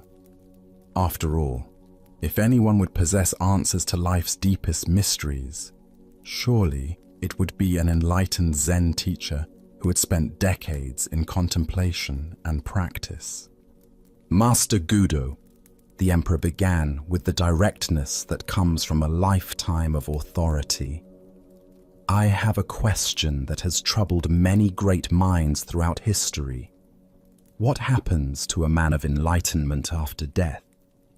Surely someone of your spiritual attainment would understand such matters. The emperor expected a profound discourse on the nature of consciousness after physical death, perhaps insights into rebirth, karma, or the eternal nature of enlightened awareness. He was prepared to hear about subtle realms, the dissolution of individual consciousness into cosmic unity, or other elevated teachings that would satisfy his curiosity about this ultimate mystery. Instead, Master Gudo looked at the emperor with complete equanimity and gave the most honest answer possible. How should I know? The emperor was taken aback. Here was a master revered throughout the land for his wisdom, essentially admitting ignorance about what seemed like a fundamental spiritual question. But master, the emperor pressed, somewhat incredulous, you are an enlightened teacher. Surely you must have special knowledge about such things. Gudo's response was immediate and perfectly logical. Yes, sir, but not a dead one. The simplicity of this exchange contains a profound teaching about the nature of genuine wisdom and the difference between authentic understanding and pretended knowledge. As the Buddha taught, I know nothing except the fact of my ignorance. This ancient wisdom illuminates the profound honesty that characterizes true spiritual maturity, the willingness to admit the limits of one's knowledge, rather than pretending to understand what cannot be known from one's current position. Why do we expect spiritual teachers to have answers to questions that can only be resolved through direct experience? Zen Buddhism emphasizes the importance of distinguishing between conceptual knowledge and lived understanding, between what we can theorize about and what we can actually know. Master Gudo's response wasn't a failure of wisdom, but a demonstration of it. He refused to engage in speculation about experiences he hadn't had, even when pressed by someone in a position of great authority. His honesty revealed more wisdom than any elaborate theory about post-death consciousness could have provided. Consider how often in daily life we pretend to know things we don't actually know. Whether it's offering confident opinions about complex social issues, giving definitive advice about other people's relationships, or claiming certainty about uncertain outcomes, we often feel pressured to appear knowledgeable rather than admitting the limits of our understanding. The emperor's assumption that enlightenment should include knowledge about death reflects a common misconception about spiritual development.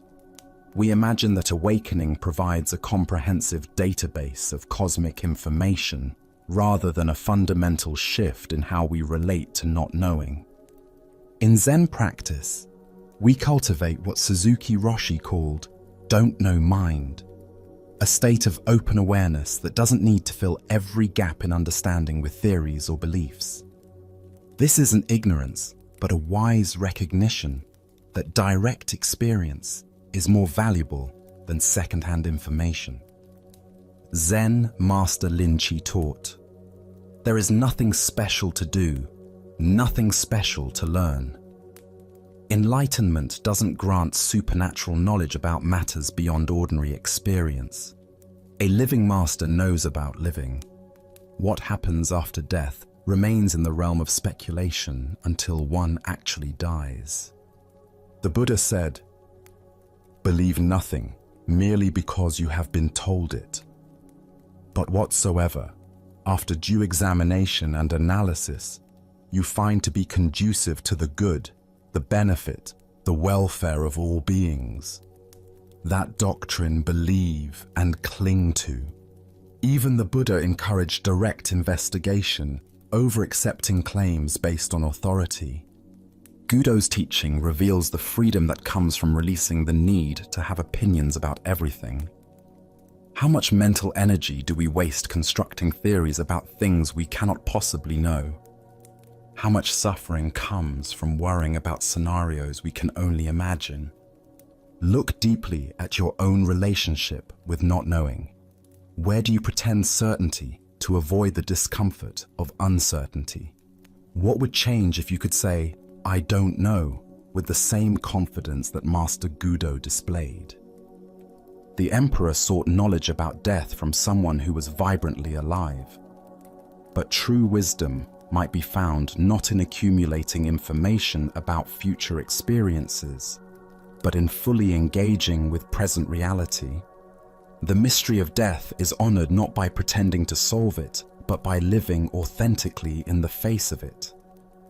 Tonight, as you encounter questions about the future, about others' motivations, or about cosmic mysteries, can you remember Master Gudo's honest simplicity? Can you find the courage to admit when you don't know, discovering that don't know mind might be wiser than all our clever theories? Buddha's wisdom reminds us, the only true wisdom is in knowing you know nothing. In a world full of false certainties and confident ignorance, the Master's honest, "How should I know?" points toward a more genuine relationship with mystery, one that honors what cannot be known, while fully embracing what can be directly experienced. Now, let us explore a story about the paradoxical nature of spiritual seeing and the limits of conceptual understanding. This is the teaching of 3 strikes and deeper vision. In the mountain monastery, where the 6th patriarch Hui Neng taught, students came from across China to study with the master, whose realization was said to surpass all others of his time. Among these seekers was a brilliant young monk named Shen Hui, known for his sharp intellect and probing questions. Unlike many students who approached the patriarch with humble requests for basic instruction, Shen Hui often challenged the master with sophisticated philosophical inquiries. One afternoon, as golden sunlight streamed through the monastery windows and the air carried the peaceful sounds of monks going about their daily practice, Shen Hui found the 6th patriarch sitting quietly in the main hall. The master's posture was perfectly still, his breathing soft and natural, his expression serene yet alert, the embodiment of meditation in action. Seeing an opportunity to test his understanding against the master's realization, Shen Hui approached with a question that had been forming in his mind during his own meditation practice. The nature of perception during spiritual practice had become a source of great curiosity and confusion for him. "Hi, Master," Shen Hui said, bowing respectfully but speaking with the confidence of someone who believed his question particularly insightful. "When you sit in meditation, do you see or not?" To Shen Hui, this seemed like a perfectly reasonable inquiry into the mechanics of enlightened awareness. Did awakened consciousness involve special kinds of seeing? Did meditation reveal mystical visions or higher perceptions unavailable to ordinary minds? Or did true realization transcend seeing altogether, existing in some pure state beyond sensory experience? What he received in response was completely unexpected. Without warning, the 6th patriarch picked up his wooden teaching stick and struck Shen Hui 3 times in rapid succession, not gently, but with enough force that the blows stung sharply and left the young monk both physically uncomfortable and mentally bewildered. "When I hit you," the patriarch asked with the same calm tone one might use to discuss the weather, "does it hurt or not?" Shen Hui rubbed his smarting shoulders, his mind racing to understand what had just occurred. The question seemed simple enough, yet something about the context made him suspect that a straightforward answer might be inadequate. The physical sensation was undeniable, yet the spiritual implications felt complex. "It both does and does not hurt," he replied carefully, intuiting that the master was pointing towards some paradox beyond ordinary logic. "I both see and do not see," the 6th patriarch responded, his words carrying the weight of direct experience rather than philosophical speculation. But Shen Hui's intellect wasn't satisfied with paradox. He needed to understand the mechanics, to categorize and explain this teaching in terms his conceptual mind could grasp. "How can you both see and not see?" he pressed, genuine confusion evident in his voice. "That seems contradictory. Either you see during meditation or you don't. How can both be true simultaneously?"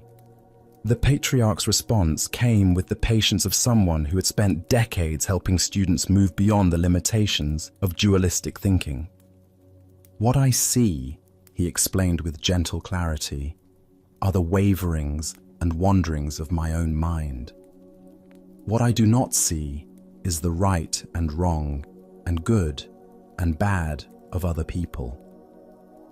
This is my seeing and not seeing." With these words, the entire teaching crystallized. The master wasn't speaking about mystical visions or transcendent states, but about the fundamental shift in perception that accompanies genuine spiritual maturity. Ancient Buddhist wisdom tells us, the mind is everything. What you think, you become.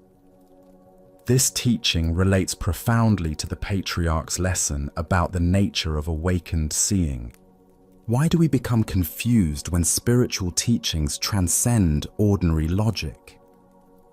Zen Buddhism explains that our conceptual mind operates through dualistic categories: seeing or not seeing, pain or no pain, right or wrong. But enlightened awareness doesn't eliminate these experiences. It transforms our relationship to them. The deeper teaching here shows us what authentic spiritual perception actually involves. The patriarch sees his own mental processes clearly, the arising and passing of thoughts, emotions, and reactions. This isn't a mystical power, but the natural result of sustained mindfulness practice. He observes the waverings and wanderings of consciousness without being lost in them. Simultaneously, he doesn't see in the judgmental sense, imposing categories of right and wrong, good and bad onto others' behavior.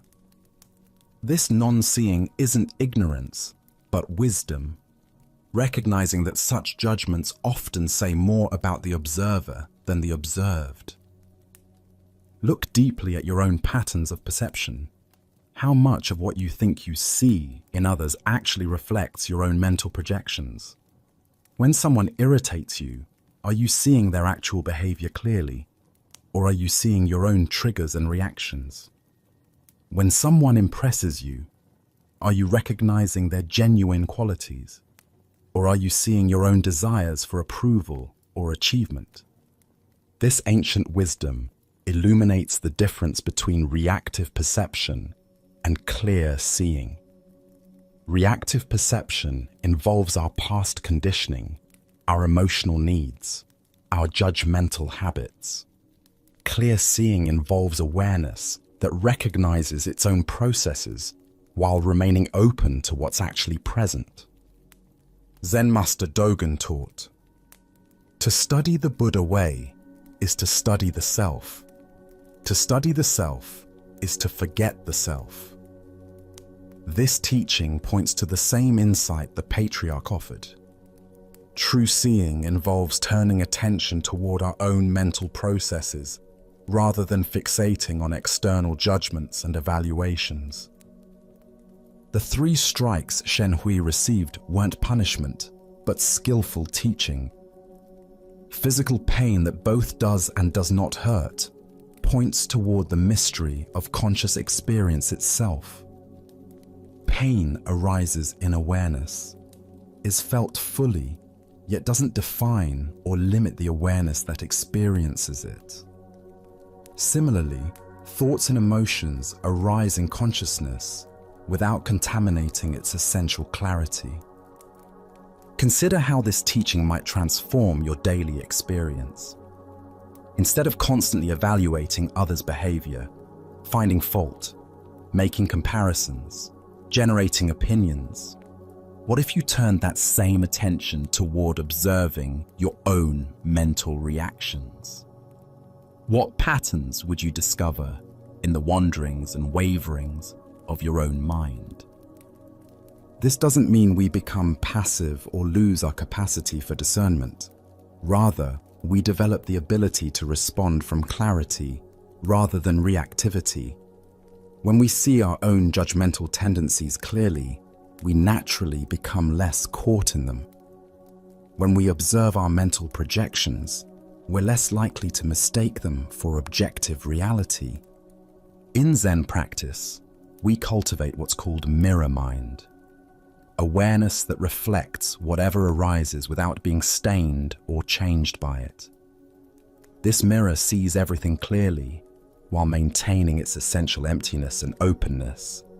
Tonight, as you notice your mind categorizing and judging the experiences of your day, can you remember the patriarch's teaching? Can you turn your attention toward the seer rather than constantly evaluating what is seen? Can you discover the freedom that comes from seeing your own mental processes without being enslaved by them? Buddha spoke of this when he said, "You yourself, as much as anybody in the entire universe, deserve your love and affection."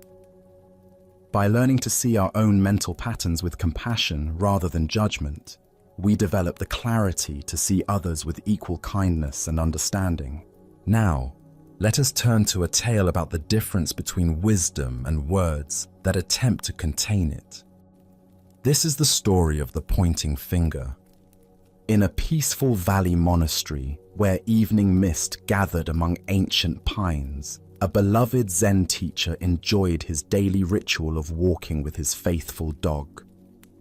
The animal's joy was infectious, bounding ahead to retrieve sticks and returning with tail wagging, eyes bright with simple happiness.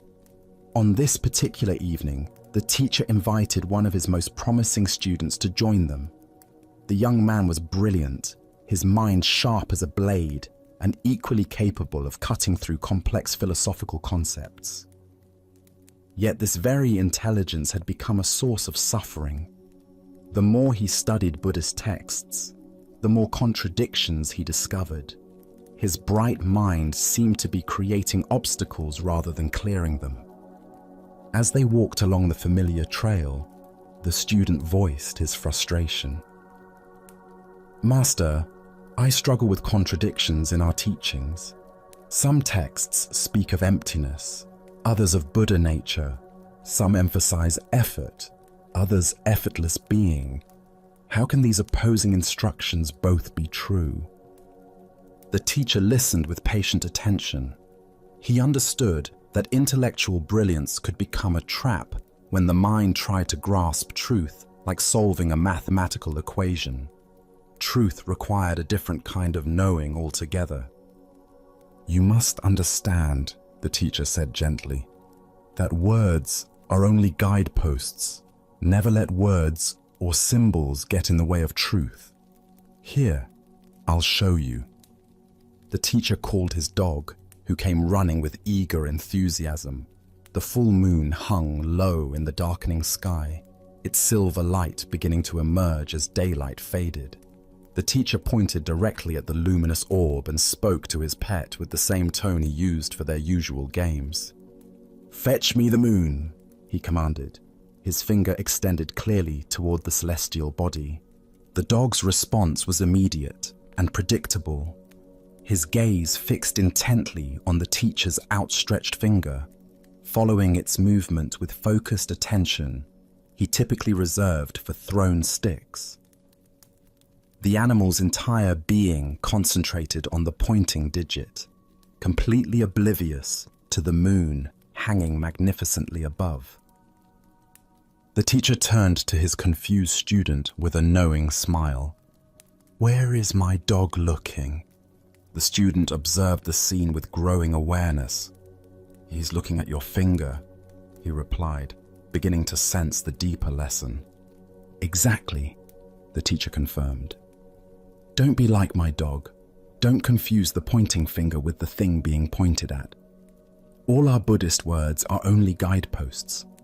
Every person must fight their way through other people's words to find their own truth. The young student stood in silence, feeling something shift in his understanding.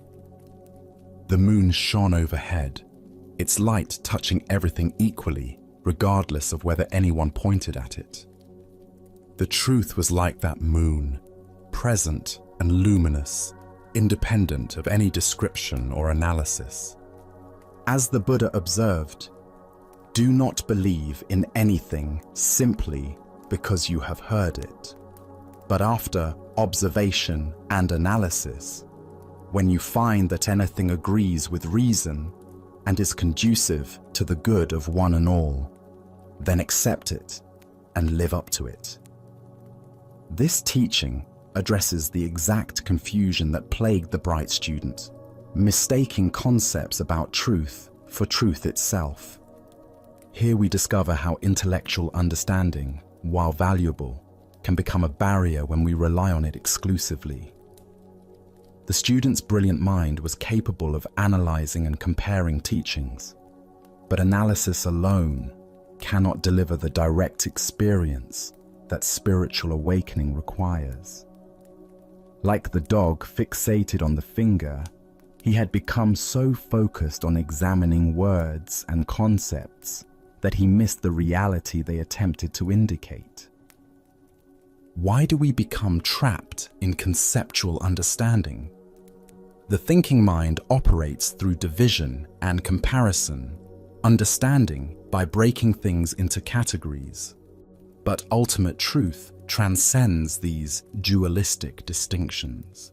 It cannot be captured in concepts any more than the moon can be held in a photograph. This creates what Zen calls the great doubt, the frustrating recognition that our usual ways of knowing are inadequate for the most important questions. Different teachings use different words to point toward the same ineffable reality, like multiple fingers pointing at the same moon from various angles. Consider how this pattern manifests in spiritual seeking.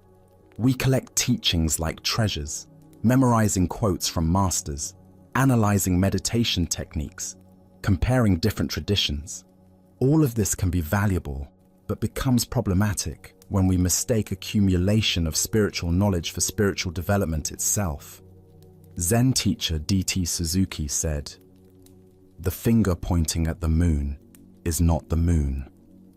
This applies not only to spiritual teachings, but to all areas where we confuse the map for the territory. In relationships, we can become so focused on analyzing the relationship that we lose touch with the actual experience of loving. In nature, we can become so busy photographing that we miss the immediate wonder of simply being present. The moon represents what Zen calls our original nature, the awareness that exists prior to all concepts and categories. This awareness is always present, just as the moon exists whether or not anyone points at it. It doesn't need to be created or achieved, only recognized. This doesn't mean abandoning study or intellectual understanding. The teacher himself used words and concepts to convey his lesson. Rather, it means holding our conceptual knowledge lightly, using it as a tool rather than an end goal. Like a ladder that helps us reach a roof, spiritual teachings can be discarded once they've served their purpose. Tonight, as you encounter the inevitable complexity of modern life, can you distinguish between the pointing fingers and what they point toward? When you study spiritual teachings or seek guidance, can you remember that words are merely fingers pointing at the moon of your own innate wisdom? Buddha's wisdom teaches us, work out your salvation with diligence. The work involves not just understanding teachings intellectually, but moving through them to the reality they indicate. Let us continue our journey with a story about the transformative power of fearlessness and unconditional compassion. This is the tale of the thief and the Zen master.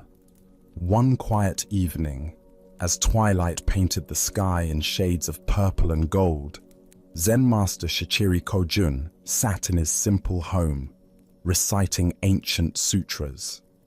His voice flowed rhythmically through the peaceful rooms, each word a meditation, each breath a prayer. The soft glow of candlelight danced across the walls as he immersed himself completely in the sacred texts, finding deep tranquility in the familiar verses. Suddenly, the serenity was shattered. The front door burst open with a violent crash, and a desperate man entered, brandishing a sharp sword that gleamed menacingly in the candlelight. His eyes were wild with desperation, his clothes dirty and torn, his breathing heavy from running. He had clearly chosen this isolated house because he believed it would be an easy target. A peaceful monk would offer no resistance. "Money or your life?" the thief demanded, his voice trembling with a mixture of fear and aggression. He expected the old man to cower, to plead, to scramble frantically for whatever valuables he might have hidden away. But Shichiri didn't even look up from his sutra book. His voice remained calm and steady as he continued reciting for a moment before pausing to address the intruder. "Please don't disturb my practice," he said, with the same gentle tone he might use to ask someone to close a door. "If you need money, help yourself. It's in that drawer over there." He gestured casually toward a simple wooden chest, then immediately returned to his recitation as if nothing unusual had occurred. The thief stood frozen, his sword still raised, completely bewildered. In all his years of stealing, he had never encountered such a reaction. No fear, no pleading, no anger, just matter-of-fact helpfulness, as if he were a neighbor who had stopped by to borrow something. Shaking his head in confusion, but proceeding with his business, the thief moved to the indicated drawer and began gathering the coins and small valuables he found there. The soft sound of the master's voice continued behind him, reciting sacred words as peacefully as if he were alone.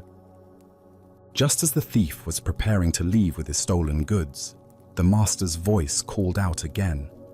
"Wait," Shichiri said, finally looking up from his book. "Please don't take everything. I need some of that money to pay my taxes tomorrow. Leave a little for me, won't you?" The thief stared at him in amazement. Here was a man who was being robbed, calmly negotiating the terms of his own robbery, as if they were conducting normal business. Almost without thinking, the thief returned some of the money to the drawer. As he turned to leave, certain that this strange encounter was finally over, the master's voice stopped him once more. "You took my money," Shichiri called out, his tone carrying a note of reproach. "And you didn't even thank me. That's quite rude, don't you think?" This final comment left the thief completely speechless. His sword hand began to shake. Never in his most violent encounters had he been so thoroughly unnerved.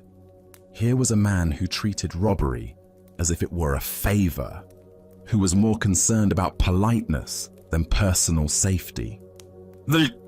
Thank you," the thief stammered, and then fled into the night as quickly as his legs would carry him.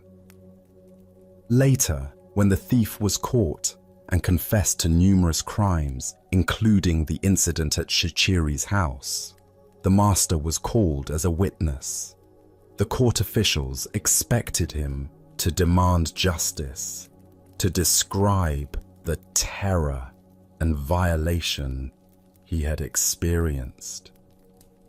Instead, Shichiri spoke with the same calm clarity he had shown that evening. "This man did not steal anything from me," he testified. "I gave him the money freely. He even thanked me for it, though it took a little reminding." The thief, sitting in chains, felt something break open in his chest as he heard these words. This man had not only shown him extraordinary kindness in the moment of the crime, but was now protecting him from the consequences. For the first time in years, tears came to his eyes. Not tears of self-pity or anger, but tears of recognition. He had encountered something he had never experienced before: love without conditions. Upon his release from prison, the former thief sought out the master and begged to become his student. Under Shichiri's patient guidance, he learned to cultivate the same fearless compassion he had witnessed that night. Years later, through dedicated practice and the master's unwavering belief in his potential for transformation, he attained the deep peace and wisdom of enlightenment. As the Buddha observed, hatred does not cease by hatred, but only by love. This is the eternal rule. What emerges from this story is the revolutionary power of meeting violence with absolute peace, responding to taking with giving, and answering fear with love. Why do we instinctively believe that force must be met with force, that aggression requires defensive reaction? Zen Buddhism reveals that this pattern, while natural, often perpetuates the very conflicts it seeks to resolve. When we respond to hostility with hostility, we simply escalate the cycle of suffering. But when we respond with genuine compassion, not passive submission, but active love, we create space for transformation that wouldn't otherwise exist. Look deeply at your own experience. When someone approaches you with anger, criticism, or demand, what is your automatic response? Most of us immediately mobilize our defenses, preparing to protect ourselves through counterattack or withdrawal. But notice what happens in your body and mind during these defensive reactions. Does the tension decrease or increase? Does the conflict resolve or intensify? Shichiri's response demonstrates what Zen calls skillful means, acting from wisdom rather than reflex. His fearlessness didn't come from being unaware of danger, but from understanding something profound about the nature of reality. He recognized that the thief's aggression arose from desperation and suffering, not from inherent evil. By refusing to see him as an enemy, Shichiri created the possibility for the thief to see himself differently. In Zen practice, we cultivate what might be called the courage of defenselessness. This doesn't mean being naive about genuine danger or allowing ourselves to be harmed unnecessarily. Rather, it means developing the confidence to respond to difficult situations from our highest wisdom rather than our most primitive instincts. The Buddha taught, in the end, just three things matter: how well we have lived, how well we have loved, how well we have learned to let go. Shichiri embodied all three in his encounter with the thief. He lived from complete presence, loved without conditions, and let go of any attachment to his possessions or even his personal safety. Consider the people in your life who challenge you: the difficult colleague, the critical family member, the aggressive driver in traffic. What would it mean to meet their energy with the same kind of fearless compassion Shichiri showed? Not by agreeing with them or submitting to their demands, but by refusing to match their level of reactivity, by staying connected to your own center of peace, regardless of their behavior. Tonight, as you encounter your own moments of tension or conflict, can you remember the master who treated a robber as an honored guest? Can you find the space between stimulus and response where choice lives, where you can decide to meet aggression with peace, taking with giving, fear with love. Buddha's wisdom reminds us, better than 1,000 hollow words is one word that brings peace. Sometimes the most powerful response to violence is simply to remain unshakable in our commitment to compassion, knowing that love has a transformative power that force can never match. Our next story reveals how liberation comes not from achieving something new, but from recognizing what was never born and can never die. This is the teaching of freedom from birth and death. In a quiet monastery garden where cherry blossoms drifted on the spring breeze, a dedicated student named Goshu approached the wise Zen master Yue. For years, Goshu had been practicing meditation, studying texts, and following all the prescribed methods of spiritual development. Yet despite his sincere efforts, he felt no closer to the enlightenment he desperately sought. Goshu bowed respectfully before his teacher, his face showing the strain of prolonged spiritual seeking. "Master, I have been studying Zen for many years, following every instruction, sitting in meditation daily, reading the ancient texts. But I have not yet succeeded. I feel as lost as when I began. Please give me some guidance. What am I missing? What more must I do?" Yue looked at his earnest student with compassion, seeing the weight of spiritual ambition that had become a burden rather than a path to freedom. He understood that Goshu's very effort to achieve enlightenment had become the obstacle to recognizing his inherent awakeness. "There is no secret trick to Zen study," Yue said simply. "It's just a matter of freedom from birth and death." Goshu's brow furrowed with confusion. This answer seemed to make his quest even more daunting. "Master, how does one pass through birth and death to freedom? That sounds like the most difficult task of all. If I cannot even quiet my mind for a few minutes, how can I transcend birth and death?" Yui's eyes brightened, and he raised his voice with sudden intensity. "Your every passing thought is birth and death." At these words, something shifted dramatically in Goshu's understanding. Like a veil suddenly lifted, he saw that what he had been seeking as some future attainment was actually the very nature of his present experience. The constant arising and passing away of thoughts, sensations, and emotions. This endless flow was not something to escape, but the very freedom he had been pursuing. Goshu went into ecstasy, feeling as if he had put down a heavy burden he didn't even realize he had been carrying. The relief was profound and immediate. All his years of struggling to become something special dissolved into the recognition that he had never been anything other than the aware space in which all experience appears and disappears. As the Buddha observed, form is emptiness. Emptiness is form. What emerges from this story is the recognition that we suffer not because we lack something, but because we don't recognize the freedom that is our fundamental nature. Why do we carry the heavy burden of spiritual becoming? Zen Buddhism points to our identification with the content of consciousness rather than consciousness itself. We mistake ourselves for the stream of thoughts, emotions, and sensations, instead of recognizing ourselves as the aware space in which this stream flows. Every thought that arises is born. Every thought that fades away dies.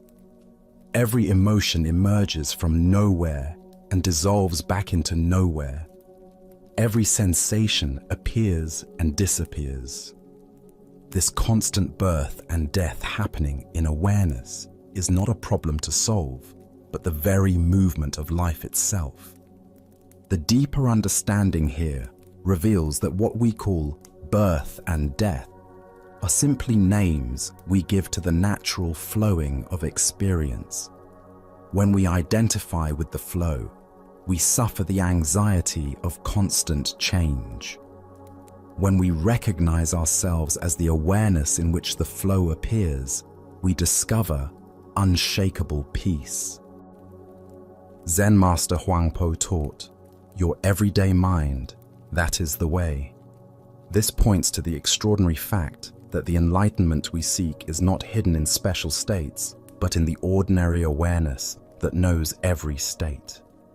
The same awareness that knows anxiety also knows peace. The same awareness that knows confusion also knows clarity. The Buddha said, "In the sky, there is no distinction of east and west. People create distinctions out of their own minds and then believe them to be true. Our spiritual seeking often creates the very problem it attempts to solve by imagining that some states of consciousness are spiritual while others are mundane. Consider how much energy you invest in trying to have better thoughts, more peaceful emotions, or more pleasant experiences. Each effort to improve the content of consciousness reinforces the belief that you are that content, rather than the awareness that witnesses it all with equal presence. In Japanese Zen, there is a teaching called just sitting, or shikantaza. This practice involves recognizing that the sitting itself is enlightenment, rather than a method to achieve enlightenment. Similarly, your current awareness, exactly as it is the freedom you seek, rather than a stepping stone to freedom. Tonight, as thoughts arise and pass away in your awareness, can you recognize the birth and death that UEA pointed to? Can you see that you are not the thoughts that come and go, but the unchanging awareness in which they appear? As the Buddha taught, all conditioned things are impermanent. Work out your salvation with diligence.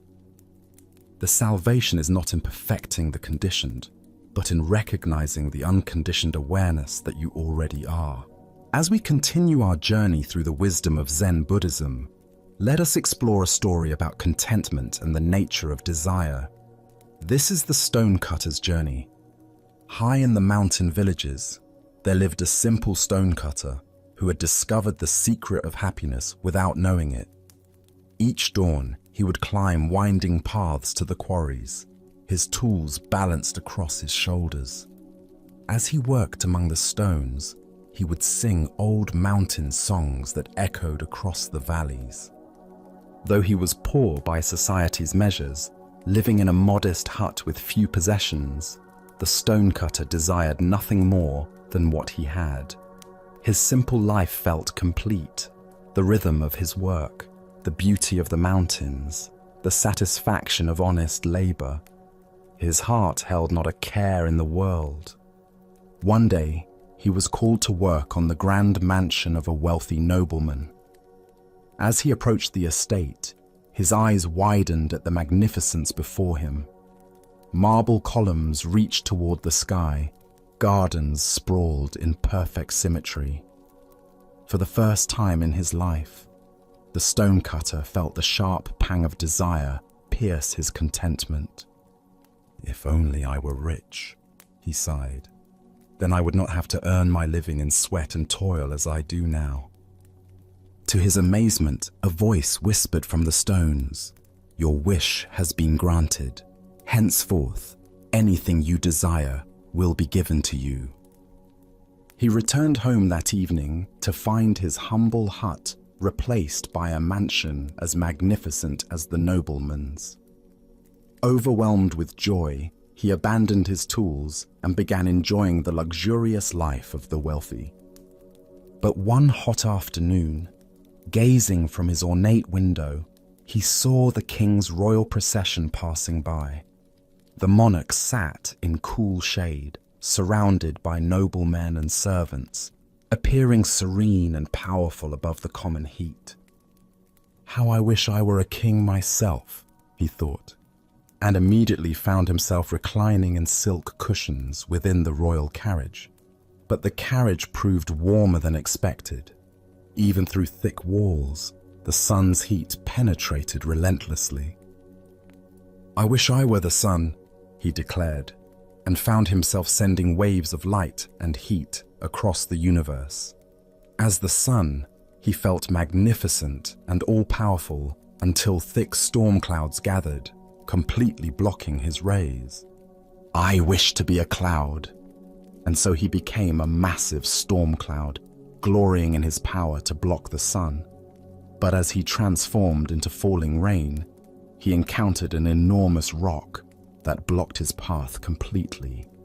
"A mere rock more powerful than I? I wish to be a rock." Suddenly, he stood tall upon the mountainside, feeling he had achieved true permanence.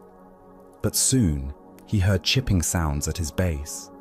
Looking down, he saw a tiny human figure cutting chunks of stone away. "A puny creature more powerful than me! I want to be a man again!" And so he found himself once more a stone cutter, climbing familiar mountain paths.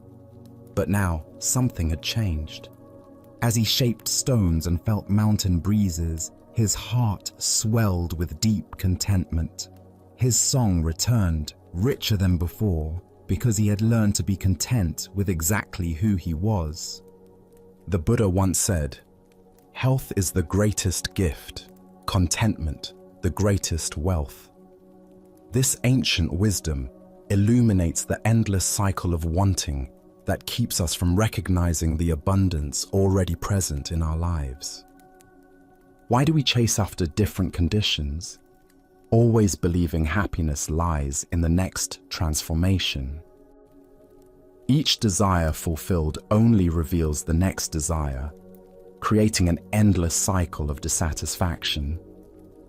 The stonecutter's journey reveals the futility of seeking happiness through external circumstances. Consider your own versions of this cycle. "I'll be happy when I get promoted," only to discover new stresses. "I'll be content with more money," only to find greater wealth brings new worries. Each achievement reveals the next mountain to climb. Zen teacher Suzuki Roshi said, "Each of you is perfect the way you are, and you can use a little improvement." This paradox points to the heart of contentment, the ability to fully accept what is, while still engaging wholeheartedly with life's natural changes. The stonecutter's final transformation wasn't into something greater, but into appreciation for what he had always been. His work remained the same, but his relationship to life was completely transformed. Contentment isn't found in having different experiences, but in bringing different awareness to whatever experiences arise. Tonight, as you notice the mind's habitual reaching toward what's not here, can you experiment with the stonecutter's final wisdom? Can you find the song that emerges when you stop trying to be anything other than what you are? As the Buddha taught, contentment is natural wealth, luxury is artificial poverty. The greatest transformation available isn't becoming something different, but recognizing the inherent completeness of what we already are. Let us now explore a story about choice, responsibility, and the power we hold in every moment. This is the tale of the young man and the bird. A clever young student had grown tired of his teacher's seemingly wise responses to every question. He was convinced that the old master simply spoke in riddles to appear profound, and he decided to devise a test that would expose what he believed was mere pretense. After thinking for several days, he conceived what he thought was the perfect trap. One morning, the young man caught a small sparrow in the garden. The tiny bird trembled in his cupped hands, its heart beating rapidly against his palms. He held it carefully behind his back as he approached his teacher, who was sitting peacefully in the morning sunlight, reading ancient texts. "Master, the student called out with barely concealed excitement. "I have a question that will test your legendary wisdom." The old teacher looked up from his reading with patient, gentle eyes. He had seen this look of mischievous confidence in many students over the years, and he understood the young man's need to challenge authority as part of his own growth and learning. "Please," the teacher said simply, "ask your question." The student stepped closer, keeping the bird hidden behind his back. "Master, I hold a small bird in my hands. Using your great wisdom, tell me, is this bird alive or dead?" The young man felt incredibly clever. He had created what he believed was an impossible situation for his teacher. If the master answered alive, he would quickly snap the bird's neck and reveal the dead creature, proving the teacher wrong. If the master answered dead, he would simply open his hands and let the living bird fly away, again proving the teacher's lack of true insight. Either way, the student was certain he would expose his teacher's supposed wisdom as nothing more than lucky guessing and philosophical double-talk. He waited eagerly for the response that would give him the satisfaction of finally outsmarting the old man. The teacher sat quietly for a long moment, not trying to peer behind the student's back or gather more information. His eyes seemed to look not at the student, but through him, as if perceiving something far deeper than the simple trick being attempted. Finally, with a gentle smile that held both compassion and understanding, the master spoke. "The answer, my young friend, is in your hands." The student stood frozen, his mouth hanging open slightly. In 3 simple words, his elaborate trap had been completely dismantled. The teacher hadn't fallen for either option of the false dilemma. Instead, he had pointed to something far more profound: the fundamental truth that the student himself held the power to determine the outcome.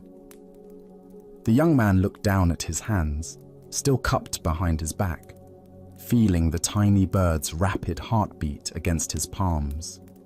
He realized with startling clarity that the master was right. The bird's fate had never depended on the teacher's answer or supposed wisdom. It had always been entirely in the student's control. More than that, he began to understand that this was true about far more than just this moment. The power to choose life or death, creation or destruction, compassion or cruelty, all of it was always in his hands, in every situation, every day. Slowly, the young man brought his hands forward and opened them. The small bird sat still for just a moment, as if gathering itself, then spread its wings and flew into the blue sky, disappearing among the trees. Buddha's wisdom teaches us, we are what we think. All that we are arises with our thoughts. With our thoughts, we make the world. This ancient wisdom illuminates the profound responsibility that comes with conscious choice and the recognition that we are always the architects of our own experience. Why do we so often look outside ourselves for answers that can only be found within? Zen Buddhism points to our tendency to seek authority figures who will tell us what to do, what to think, what to choose. But the deepest teaching is that true wisdom cannot be given from one person to another. It can only be discovered through our own conscious engagement with life. The student's question seemed to be about the teacher's insight, but it was actually about his own power. He was so focused on proving the master wrong that he almost missed the profound truth being offered, that every moment presents us with choices that shape not only our immediate circumstances, but our character and destiny. Consider your own daily decisions, both large and small. How often do you wait for someone else to tell you what the right choice is? How frequently do you seek permission, approval, or guidance for decisions that ultimately rest entirely in your own hands. The young man's bird represents all the power we hold, but sometimes fail to recognize. In our relationships, careers, and spiritual development, we constantly face moments where we hold something precious in our hands: the well-being of others, our own integrity, opportunities for growth or destruction. The outcome depends not on external circumstances or other people's wisdom, but on what we choose to do with the power we possess. The Master's response reveals something crucial about authentic teaching. True teachers don't give answers. They point us back to our own capacity for wisdom. They help us recognize the choices we're already making and the power we already possess, rather than encouraging dependence on their authority. Zen teacher Charlotte Joko Beck said, "We are always in choice, even when we think we're not." The bird in the student's hands represents all the moments when we convince ourselves we have no options, no power, no responsibility. But consciousness always involves choice, and choice always involves responsibility. Look deeply at a current challenge in your life. Where are you waiting for someone else to provide answers, solutions, or direction? What would change if you fully recognize that the power to shape the outcome is already in your hands? This doesn't mean you have control over all external circumstances, but you always have choice about how you respond. The Buddha taught, "The mind is everything. What you think, you become." Every thought, every intention, every action is like the student's choice with the bird, an opportunity to create life or death, beauty or suffering, wisdom or ignorance. The answer is always in our hands. Tonight, as you consider the various situations in your life where you seek guidance or feel powerless, can you sense the truth the Master was pointing to? Can you feel the weight of the choices you carry every day, not as a burden, but as the fundamental dignity of conscious existence? As the Buddha observed, "No one saves us but ourselves. No one can and no one may. We ourselves must walk the path." The bird flies free, not because of the teacher's wisdom, but because of the student's choice. In recognizing our own power to choose life over death, compassion over cruelty, truth over deception, we discover that the answer to every important question has always been in our hands. Our next story reveals the profound difference between spiritual performance and authentic understanding. This is the teaching of the head that wished to be severed. In the great monastery of Chao Chu, where hundreds of monks gathered daily for meditation and study, the morning routines followed ancient rhythms. After the pre-dawn sitting, as the first light touched the mountain peaks surrounding the monastery, monks would disperse to their various duties, some to the gardens, others to the kitchens, still others to copying sacred texts or maintaining the buildings. One particular morning, the Venerable Abbot Chao Cho made his customary walk through the monastery grounds, checking on the well-being of his students and the condition of their practice. His presence was both gentle and penetrating. Monks never knew when their most casual words might become profound teachings, or when their deepest spiritual insights might be revealed as mere intellectual concepts. As he passed behind the main meditation hall, a building where the community gathered twice daily for silent sitting, the abbot noticed a young monk sitting alone in the shadow of the wooden structure. The monk appeared to be engaged in some form of practice, though he was apart from the scheduled community activities. "Brother," Chao Cho called softly, approaching with the quiet steps that had become second nature through decades of mindful walking. "Where have all the virtuous ones gone?" The question seemed simple enough, almost like casual conversation, but those familiar with Cao Chou's teaching style recognized the subtle depth in his inquiry. Was he asking about physical location, spiritual attainment, or something else entirely? The young monk looked up with an expression of confident understanding. He had been at the monastery for several years and prided himself on grasping the essential points of Zen teaching. This seemed like an opportunity to demonstrate his comprehension of the Dharma. "They have all gone to work," the monk replied matter-of-factly, gesturing toward the various parts of the monastery where his brothers were engaged in their daily tasks. His tone suggested that the answer was obvious. Virtuous people naturally engage in productive activity rather than sitting idle. What happened next shocked the young monk completely. Without warning, Cao Chou reached into the folds of his robe and produced a sharp knife, its blade gleaming in the morning sunlight. But instead of threatening the monk, the abbot did something far more unsettling. With complete calmness, Cao Chou stretched out his own neck, exposing his throat to the blade, and handed the knife to the bewildered young monk. His voice remained gentle and conversational, as if he were making the most reasonable request in the world. "My responsibilities as abbot are many and demanding," he said with apparent sincerity. "I wonder if you could please cut off my head for me. It would be such a help in managing my duties." The young monk's eyes widened in horror. His hands trembled as he stared at the knife now in his possession and the exposed neck of his revered teacher. Everything about the situation contradicted his understanding of proper monastic behavior, spiritual teaching, and basic human decency.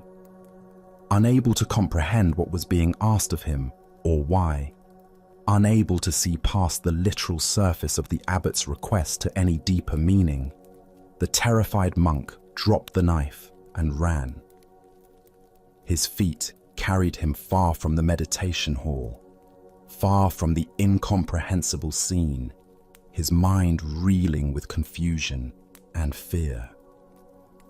Cao Chou calmly picked up the fallen knife, tucked it back into his robe, and continued his morning walk with the same peaceful demeanor he had maintained throughout the entire encounter. As the Buddha observed, it is better to travel well than to arrive. What emerges from this story is a teaching about the vast difference between intellectual understanding and genuine realization. Why do we so often mistake conceptual knowledge for authentic wisdom? Zen Buddhism reveals that our thinking mind loves to collect spiritual ideas and organize them into neat categories, creating the illusion of understanding without the transformative experience of direct insight. The young monk's response, "They have all gone to work," represents the kind of dualistic thinking that separates spiritual practice from ordinary activity. His answer implied that virtue lies in doing productive tasks rather than sitting idly, revealing his assumption that awakened activity and rest exist in opposition to each other. But Cao Chou's teaching cuts much deeper than this surface interpretation. By offering his neck to the knife, he was asking a profound question. If the monk truly understood that all the virtuous ones had gone to work, what work was most essential? If responsibility truly mattered, what was the most compassionate response to suffering? Look deeply at your own spiritual assumptions. How often do we divide life into spiritual activities and mundane ones, important work and trivial tasks, sacred moments and ordinary time? This dualistic thinking keeps us from recognizing that every moment offers opportunities for awakened response. The abbot's gesture points toward the heart of Zen understanding. Genuine compassion sometimes requires actions that transcend conventional thinking. When someone is truly suffering under the burden of responsibility, attachment, or spiritual seeking itself, what is the most loving response? Sometimes it requires cutting through the very thing that seems most precious: our concepts, our roles, even our sense of separate self. Zen master Linji taught, "If you meet the Buddha on the road, kill the Buddha." This famous saying points to the same radical teaching Cao Cho offered. Any fixed idea about enlightenment, any attachment to spiritual roles or concepts, becomes an obstacle to direct realization. True compassion sometimes requires destroying the very thing we think we're trying to protect. The young monk's terror and flight revealed how completely he missed this deeper level of teaching. He remained trapped in literal interpretation, unable to see past the surface of the abbot's words to their transformative invitation. His spiritual understanding, though articulate, remained purely conceptual. Consider your own relationship to spiritual responsibility and helping others. When someone asks for help with their suffering, do we offer concepts and advice, or do we respond from a deeper place of understanding? Are we willing to sacrifice our comfortable spiritual positions to meet others exactly where they are? This ancient wisdom illuminates the difference between talking about virtue and embodying it. The monk could identify where virtuous people go and what they do, but when faced with an opportunity for radical compassion, he fled. His knowledge remained divorced from spontaneous, awakened action. In Zen practice, we cultivate what's called great doubt, a willingness to question even our most cherished spiritual understandings. This doubt isn't cynicism, but openness to discoveries that transcend our current conceptual frameworks. Are we prepared to have our spiritual certainties challenged, even destroyed, if it serves awakening? Tonight, as you encounter opportunities to help others with their burdens, can you sense the difference between offering what you think they need and responding from genuine understanding? Can you feel how true compassion sometimes requires cutting through your own comfortable assumptions about what constitutes appropriate spiritual behavior? Buddha spoke of this when he said, "In caring for others, you care for yourself. In caring for yourself, you care for others." The abbot's offer to sacrifice his own head points toward this non-dual understanding. When we truly see interconnection, the boundaries between self and other, helper and helped, begin to dissolve into spontaneous, compassionate action. Let us continue on our journey with a story about how our inner landscape shapes our outer experience. This is the tale of the two towns. In a bustling marketplace where merchants hawked their wares and travelers stopped to rest on their journeys, a wise Zen master had established a modest tea stall. People came not only for refreshment, but for the master's reputation for offering practical wisdom to those facing life's transitions and uncertainties. On this particular day, two different men approached the master's stall, each carrying the same question but embodying very different energies. Both were considering major life changes. Both were strangers to this place, and both sought guidance about whether this town might become their new home. The first man arrived with a tense expression, his shoulders carrying the weight of accumulated frustrations. As he approached the tea stall, his eyes darted around suspiciously, already assessing and finding fault with what he observed. "I'm thinking of moving to this town," he announced without preamble. "What's it like?" The Zen master looked at the man with gentle attention, noting not just his words, but the quality of energy he brought to the question. Rather than offering immediate description, the master asked his own question. "What was your old town like?" The first man's response came quickly, as if he had rehearsed these complaints many times. "It was dreadful," he said with obvious bitterness. "Everyone was hateful and unfriendly. The neighbors were inconsiderate, the shopkeepers were rude, and the whole place was full of selfish, unpleasant people. I couldn't stand it there anymore." The master nodded thoughtfully, his expression remaining compassionate despite the negativity pouring from his visitor. "This town is very much the same," he replied simply. "I don't think you should move here." The first man's face darkened with disappointment and frustration. Without another word, he turned and walked away, muttering under his breath about how this place was probably just as bad as everywhere else. Shortly after the first man departed, the second traveler approached the tea stall. His manner was notably different, relaxed, curious, and open. His eyes took in the surroundings with appreciation rather than judgment, and when he smiled at the master, it seemed to come from a place of genuine warmth. "I'm thinking of moving to this town," he said cheerfully. "What's it like?" The master regarded this second visitor with the same careful attention he had given the first, again choosing to learn more before offering his assessment. "What was your old town like?" he asked. The second man's face lit up as he considered the question. "It was wonderful," he said with obvious fondness. "Everyone was so friendly and helpful. My neighbors looked out for each other. The local merchants knew everyone by name, and there was a real sense of community. I was very happy there. I'm only considering a change because I'm looking for new adventures and opportunities."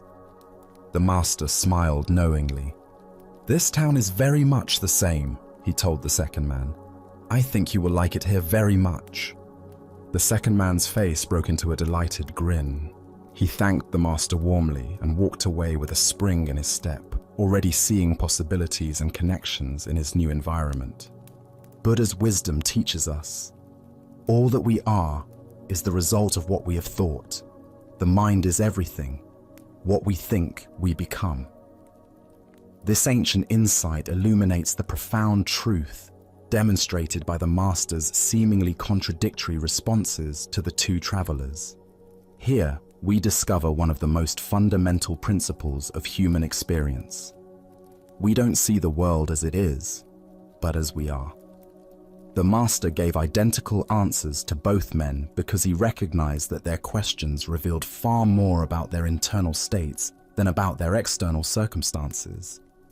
Why do some people find community and kindness wherever they go, while others encounter hostility and disappointment in the same environments?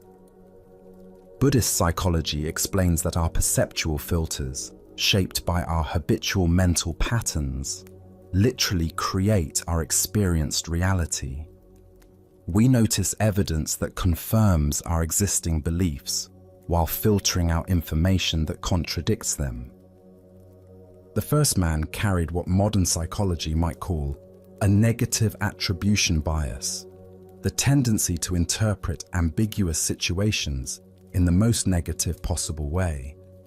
His mind was like a magnet for negative experiences, not because the world was inherently hostile, but because that's what he was conditioned to see.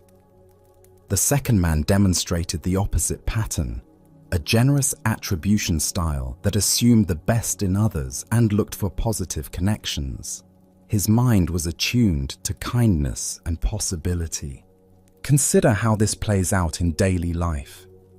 Two people can work in the same office and have completely different experiences. One sees politics, competition, and dysfunction everywhere. The other finds mentorship, collaboration, and growth opportunities in the same environment. This doesn't mean that objective conditions don't matter, or that all experiences are equally positive. Rather, it points to the enormous influence our mental habits have on shaping our lived reality. As Zen teacher Jon Kabat-Zinn says, "Wherever you go, there you are." We carry our internal weather with us, and it colors everything we encounter. The master's wisdom lay in recognizing that no external change of location could solve the first man's problem. If he moved to this town with the same negative perceptual filters, he would recreate the same disappointing experiences he was trying to escape. This insight has profound implications for how we approach life changes and problem solving. Often, when we're unhappy with our circumstances, our first instinct is to change the external conditions. But if we don't address the internal patterns that created our dissatisfaction, we simply recreate similar problems in new settings. But this principle works in both directions. When we cultivate mental habits of appreciation, curiosity, and goodwill, we begin to notice more evidence supporting those perspectives. The world doesn't magically change, but our capacity to see its positive qualities expands dramatically. Tonight, as you reflect on your own experiences of community, work, and relationships, can you notice the interpretive lens through which you typically view these interactions? Are you more like the first traveler, scanning for problems and disappointments, or the second, looking for connection and possibility? As the Buddha taught, the mind is everything, what you think you become. The most powerful tool for transforming our external experience lies not in changing our circumstances, but in changing the quality of awareness we bring to whatever circumstances we encounter. Our next story reveals a profound teaching about the nature of emptiness and the surprising places where we discover truth. This is the story of grasping what cannot be held. In a quiet monastery garden where cherry blossoms drifted gently on the morning breeze, Master Sekyo sat with one of his most earnest students. The young monk had been studying Buddhist philosophy for several years, filling his mind with concepts about the nature of reality, the illusion of the self, and the teaching of emptiness that seems so central to the Buddha's wisdom. He could recite passages about shunyata, discuss the philosophical implications of non-being, and engage in lengthy debates about the relationship between form and void. But for all his intellectual understanding, something felt missing. The words remained just words, concepts floating in his mind without the direct experience that would make them real. He approached his teacher that morning with a question that had been troubling him for months. "Master," the young monk said, bowing respectfully, "I have studied the teaching of emptiness extensively. I understand that all phenomena arise and pass away, that nothing has permanent, independent existence. But I feel like I'm only grasping concepts. Can you help me get hold of emptiness itself?" Sekyo looked at his student with knowing eyes. He had seen this struggle many times before, the gap between intellectual understanding and direct realization, the frustration of trying to grasp with the mind what can only be known through experience. "Show me how you would get hold of emptiness," the master said simply. The monk thought for a moment, then cupped his hands in the air as if he were trying to capture something invisible. He held his hands carefully as though cradling a soap bubble that might burst at any moment. His face was earnest and concentrated, his entire being focused on this attempt to demonstrate his understanding of a teaching about the very nature of nothingness. "There," he said, holding his cupped hands very still. "I'm trying to hold emptiness itself." Sekyo looked at the student's empty hands and shook his head gently. "That's not very good," he said with a slight smile. "You haven't got anything in there at all. You're just holding air and calling it something special." The monk's face fell. He had been so certain that his gesture captured something meaningful about the teaching. "Well, master," he said, his voice tinged with disappointment and confusion, "please show me a better way. How does one truly get hold of emptiness?" Without warning, Master Sekyo reached out and grabbed the monk's nose, giving it a sharp, firm yank. "Ouch!" the monk yelled, his hands flying to his face, his eyes watering from the sudden, unexpected pain. "Master, that hurt me!" Sekyo released his grip and smiled broadly. "Now that," he said with satisfaction, "is how you get hold of emptiness." The monk stood there, rubbing his nose, completely bewildered. His nose throbbed with very real, very unempty pain. How could this physical sensation, this undeniable presence of discomfort, have anything to do with emptiness? It seemed like the opposite of everything he had been studying. But as the initial shock wore off, something began to shift in his understanding. The pain in his nose was absolutely real, yet it was also completely impermanent, already beginning to fade. It had arisen from nowhere, would disappear completely, and left no permanent mark on reality. It was both utterly present and completely insubstantial. More importantly, in the moment of that sharp sensation, all his conceptual thinking about emptiness had vanished entirely. There had been no philosophical analysis, no abstract understanding, just direct, immediate experience. The gap between the one experiencing and the thing experienced had dissolved in the simple reality of ouch. As the Buddha taught, form is emptiness. Emptiness is form. Here we discover that emptiness is not the absence of experience, but the very nature of all experience. Everything arises, exists for a moment, and passes away, leaving no permanent trace while being completely real in its moment of appearing.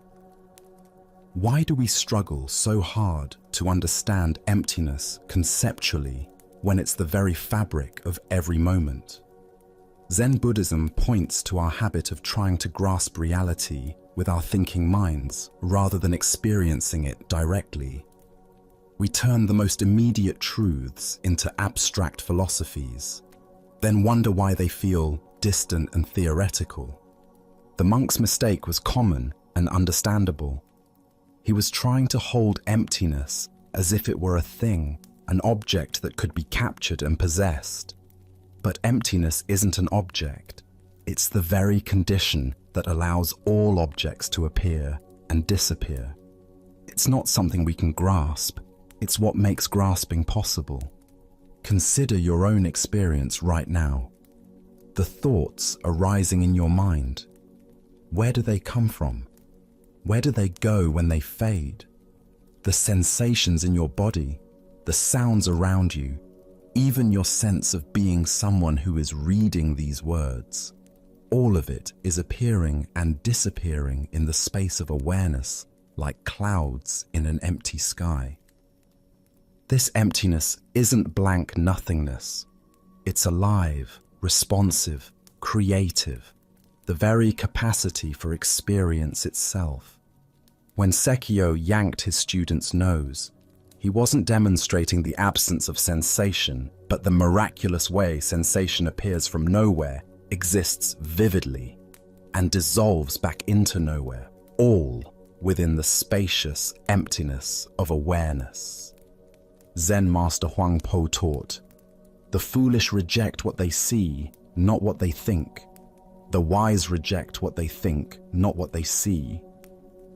The monk was rejecting his direct experience in favor of his concepts about experience. The master's intervention brought him back to the immediacy of seeing, feeling, and knowing without the filter of philosophical analysis. In our daily lives, we constantly encounter this same teaching. The anger that seems so solid and permanent when we're caught in it. Where does it go when it naturally subsides? The worry that feels so important and real. What is its actual substance when we look closely? Even our sense of being a solid, separate self, isn't it actually more like a flowing process? A river that appears to be the same while constantly changing. The Buddha said, "All conditioned things are impermanent. Work out your salvation with diligence." This isn't a philosophical statement, but a direct pointing to what's happening right now. Everything we experience is empty, in the sense that it has no permanent, independent existence. yet it's all perfectly real as it appears. Tonight, as you notice thoughts, sensations, and experiences arising and passing in your awareness, can you sense the emptiness that Sekyo was pointing to? Not as an abstract concept, but as the very space in which your life is unfolding. Can you feel how this emptiness is not separate from the fullness of your experience, but is its very nature? Buddha's wisdom reminds us, in the sky, there is no distinction of east and west. People create distinctions out of their own minds and then believe them to be true. The emptiness of all phenomena isn't something we need to achieve or understand. It's what we are, what everything is right now. We just need to stop trying to grasp it and let ourselves be grasped by it instead. As we draw tonight's journey to a close, take a moment to notice how the calm you've discovered isn't something you need to chase or earn. It's already here, woven into the fabric of your being, waiting patiently for your attention. Can you feel how the deep quiet you've touched tonight exists not only in these ancient tales, but in the space between your thoughts, in the rhythm of your breathing, in this very moment of awareness? The Buddha reminded us, peace comes from within. Do not seek it without. This timeless wisdom points to something remarkable, that tranquility and understanding don't require perfect conditions or extraordinary circumstances. They arise naturally from your own capacity to be present, to observe without judgment, to simply rest in what is. Each story we've explored tonight has whispered the same gentle truth, that freedom comes not from getting what we want, but from releasing our desperate need to control outcomes. That clarity emerges when we stop fighting our experience and start embracing it with compassion. That happiness blooms when we recognize the difference between what we can change and what we must accept. Even when your thoughts wander tomorrow, even when stress returns or uncertainty clouds your mind, the insights you've gathered tonight have taken root. They're not going anywhere. Like seeds planted in fertile ground, they'll continue growing, offering support and guidance when you need it most. As you prepare to transition into rest, recognize that these timeless teachings haven't shown you a complicated philosophy or distant ideal. They've simply reminded you how to return home to yourself, how to find refuge in the present moment, how to breathe consciously, how to let your heart settle into its natural state of openness. This wisdom isn't reserved for monasteries or meditation retreats. It lives in the simple act of pausing before reacting, in choosing kindness over criticism, in remembering that this moment, exactly as it is, contains everything you need. Tonight, you've tasted that truth directly, not through concepts or beliefs, but through your own lived experience. As you carry this peace with you beyond tonight, remember that it's not fragile or temporary. It's as reliable as your breath, as accessible as your next conscious moment. Whether you're navigating joy or difficulty, success or setback, this inner refuge remains constant, a steady presence beneath the changing weather of daily life. The stories end here, but their essence continues in how you choose to meet each new day. May you remember that the tranquility you've found tonight is your birthright, not a luxury. May you trust that the clarity you've touched is always available, just one mindful breath away. Thank you for allowing us to share this space with you at Sleepy Monk. Rest deeply, knowing that the peace you've discovered tonight is yours to keep, yours to return to, yours to trust. Sleep well,